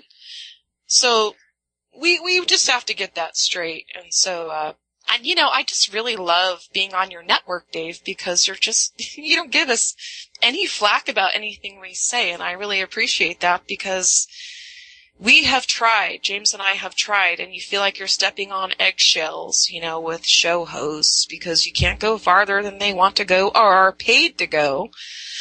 And we don't have those kinds of glass ceilings here, and it's really refreshing. So as much as I was a little miffed in the beginning at the way you got us on this show, I'm really grateful that you did it. Oh, he was a sly dog, I'll tell you. He was a sly dog, but I'm grateful for it, Dave. So I don't have anything else to contribute tonight. We went way over. Well, you named some names, didn't you, my dear? You know what? I didn't want to, but at the same time, I'm glad you did. I mean, these are the poster children for the New World Order's finger going back and forth. No. Yeah. You don't get to challenge us. You bet your ass I do, and I will every chance I get. Well, you know, you haven't said anything that isn't abundantly clear to anybody that really scrutinizes them. Everyone you've named. And they're good people out there. They're good people that have shows. There are a lot of things I don't necessarily agree with, but I know that the people believe it, and that they're trustworthy, and that they are growing with what, you know, they're discovering, they're going on. But now the people you named, no. They're charlatans. Yes, they're snake oil salesmen that are, and you know, this is what's really sad, and my husband and I talk about this all the time. And I'm really lucky. I'm actually going to celebrate my 17th year anniversary on Valentine's Day. I have a really awesome husband, and we both get it, and we talk about this a lot, and it's so very true. People are, you know, when it comes to Kavasilis or Analia Benz or any of these other yahoos, these New Age nincompoops, or even your local pastor, what they're telling you is, don't fight what's happening. Yeah. You're not capable. You know, who does that serve? It doesn't serve us. We are literally facing oblivion. We are looking over the edge. And if we don't fix it, we're going to get there. I don't want to get there. I believe what James says about why the human race is so different and why it would be such an exceptional addition to the universe if we contain and civilize our technology. But we have to understand that the outward use of the technology is a reflection of the inward mind that uses it, as well as the minds that tolerate it. So we want to change minds. We want people to fight for their right to exist, and exist free and healthy and happy. we want them to fight for it, because I can't do it myself. James can't do it himself. And, you see all these morons talk completely just, I don't even have a word for it. How they can screw up the idea of collectivism to the point that, well, you can't get into groups because then you're just another ding-dong that's following look, we have to come together. I don't care if you smoke. I don't care if you eat beef. I don't care if you like video games. I don't care if you like wine. What I care about is your life and your future. And I want you to care about my life and my future and the future of my children and the future of your children. And if we can meet on that common ground that we all want a future, we'll get it. And we'll get it together. What happens after that, people can go, start their little farms with meditation. And look, I don't care what happens after that. I just want to get there. And we can't get there from here. We certainly can't get there if we let them privatize all natural resources, including water. We can't get there. We can't get there if we let them carve out a continent so they can have their inland sea. We can't get there if we let them create earthquakes, do more damage to the planet, make targets out of nuclear reactors so that they can make a lot of money on the commodities market over what becomes radioactive and what doesn't. All of these Trans-Pacific Partnership, the greed. We live on a planet where death is the biggest business this planet has ever seen. Ever. Well, it's even if they could ship all the rest of us off somewhere else rather than kill us, if they could do that, and they got the earth the way they want it and everything, they would be at each other's throats. There's not enough for any of them. They would be at each other's throats. What they're doing is they're just building a recipe for war between themselves. 600 corporations. You think they're going to be satisfied with what they have after they get rid of most of us? No. Then they'll go for each other.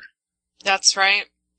And as much as I would like to really see that happen, it will happen in the order that you said, and we won't survive it. And I've said over and over and over again, they are killing nature to kill us, and that's the God's honest truth.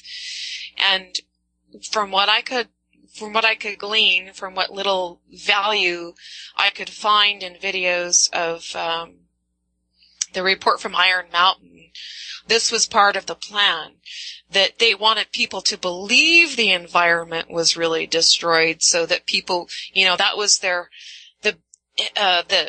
precursor to the hostile alien thesis, which would be the cherry on top, Well, they've ratcheted up, Crystal, because people are not falling for the global warming myth, so they have to ratchet up some real damage to the environment. And, if they can... They've gone too far. They have gone too far. Well, they've gone too far. We cannot heal the damage to the planet unless we have help from outside. That's all there is to it. When those reactor cores went through the containment and are on their way to the mantle of the earth, that's sheer doom. We don't know how far they've gone because they've lied to us, have kept us in the dark. Not until they hit the aquifers beneath the concrete containment did we know they had gone all the way through any containment at all, and were on the way to the core, to the mantle. And if they hit the mantle, yeah, that's right. So, I don't have anything more to add tonight. Dave has been super gracious about letting us go over, but I do want to say that our next show, which is the fourth Friday of this month in 2 weeks, we're going to discuss Fukushima again. I'm very much hoping to get Kevin Blanche and Andrew Ibis. I guess it's not Ibisu. The U is silent. I want to get them back on the show, and I'm pretty sure that they'll be here. And even if they aren't, we have plenty to talk about. But we need people to understand how bad that is. And you get jackasses like Benjamin Fulford out there. There's no radioactivity in Japan. Yeah. So, he needs to go there. The properties have really fallen in value around Fukushima. He could get a really nice penthouse somewhere, probably for $300 a month. Well, look, he supposedly lives there. Supposedly. Yeah, sure. Yeah, I feel the same way about it. Yeah, it's just disgusting. Look, Fukushima was done on purpose. The Gulf of Mexico was done on purpose. GMOs, yes. Fluoride, vaccines, it's all done on purpose. All of these animals dying, whether they're fish or they're mammals, this goes back to depopulation, Agenda 21, because they're trying to teach our children in school through their curriculum, well, honey, you're killing the planet by being born, but if you just, don't breathe and eat or live in a big home, you can fix it. You know what? Kiss my ass. That's bullshit. That's bullshit. Yes. Yeah. The precautionary principle, well, we should just behave as though it's bad until we know for sure. Yeah. Did they do that with vaccines? Fukushima? HARP? Fluoride? GMOs? No, they didn't. These people are talking out of both sides of their mouth, and so are half of your gurus in the alternative media. And if you can't wake up and snap out of it, they're going to lead you to your death. That's right. They're dangerous. Yeah. So that's all I have to say for tonight. But it'll be a good show. Our next show will be a good show, and we'll get deeper into it. So. And I would like to add this. Tell your friends, your neighbors, and your enemies about Wolf Spirit Radio, because here's where you're going to find the truth. And if you don't like it here, you're free to go somewhere else. Just don't cause any bullshit in my chat room, because I ban and I ignore right now. And I am so glad I hoodwinked you two into coming over here. Golly. I am too. I am too. You did hoodwink us, but it was for a good cause, and we're not mad. It's a good thing. Thank you. Yeah. And you can still come up and visit and bring your son so he can play with my wolf before my wolf makes a trip across the bridge. I know.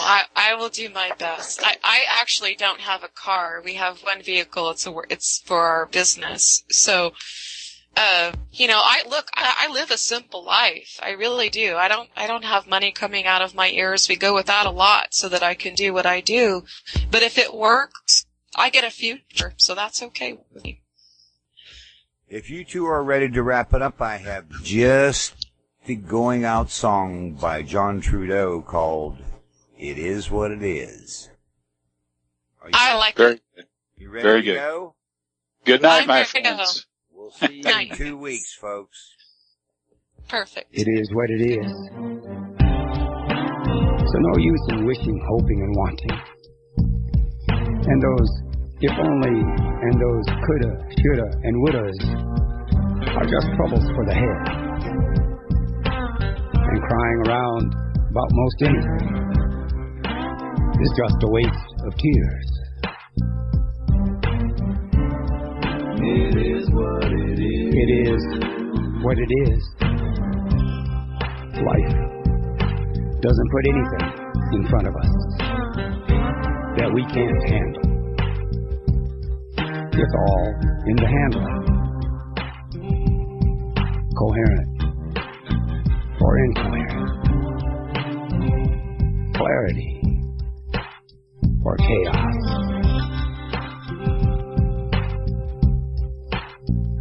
Another thing. Everything that ever happens is there to make us stronger. And when we understand, our strength gets stronger. And when we don't understand, our weaknesses get stronger. It's an inevitability.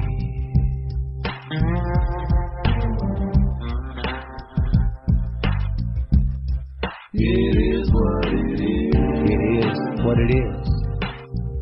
And when falling down, falls down, how down and falling down, falls down, how down and falling down, fall. And when getting back up, gets back up, how up can getting back up, get back up?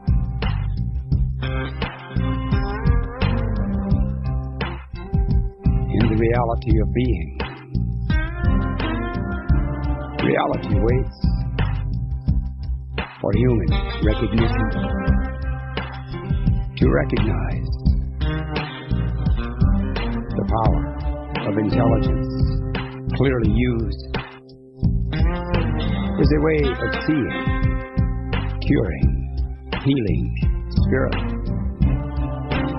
It's not about whether we can or can't.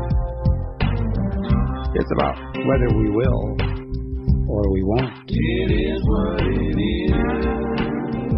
It is what it is. The blamers and the blamed The blamers and the blamed play a dangerous game, play a dangerous game, turning responsibility into another one of their casualties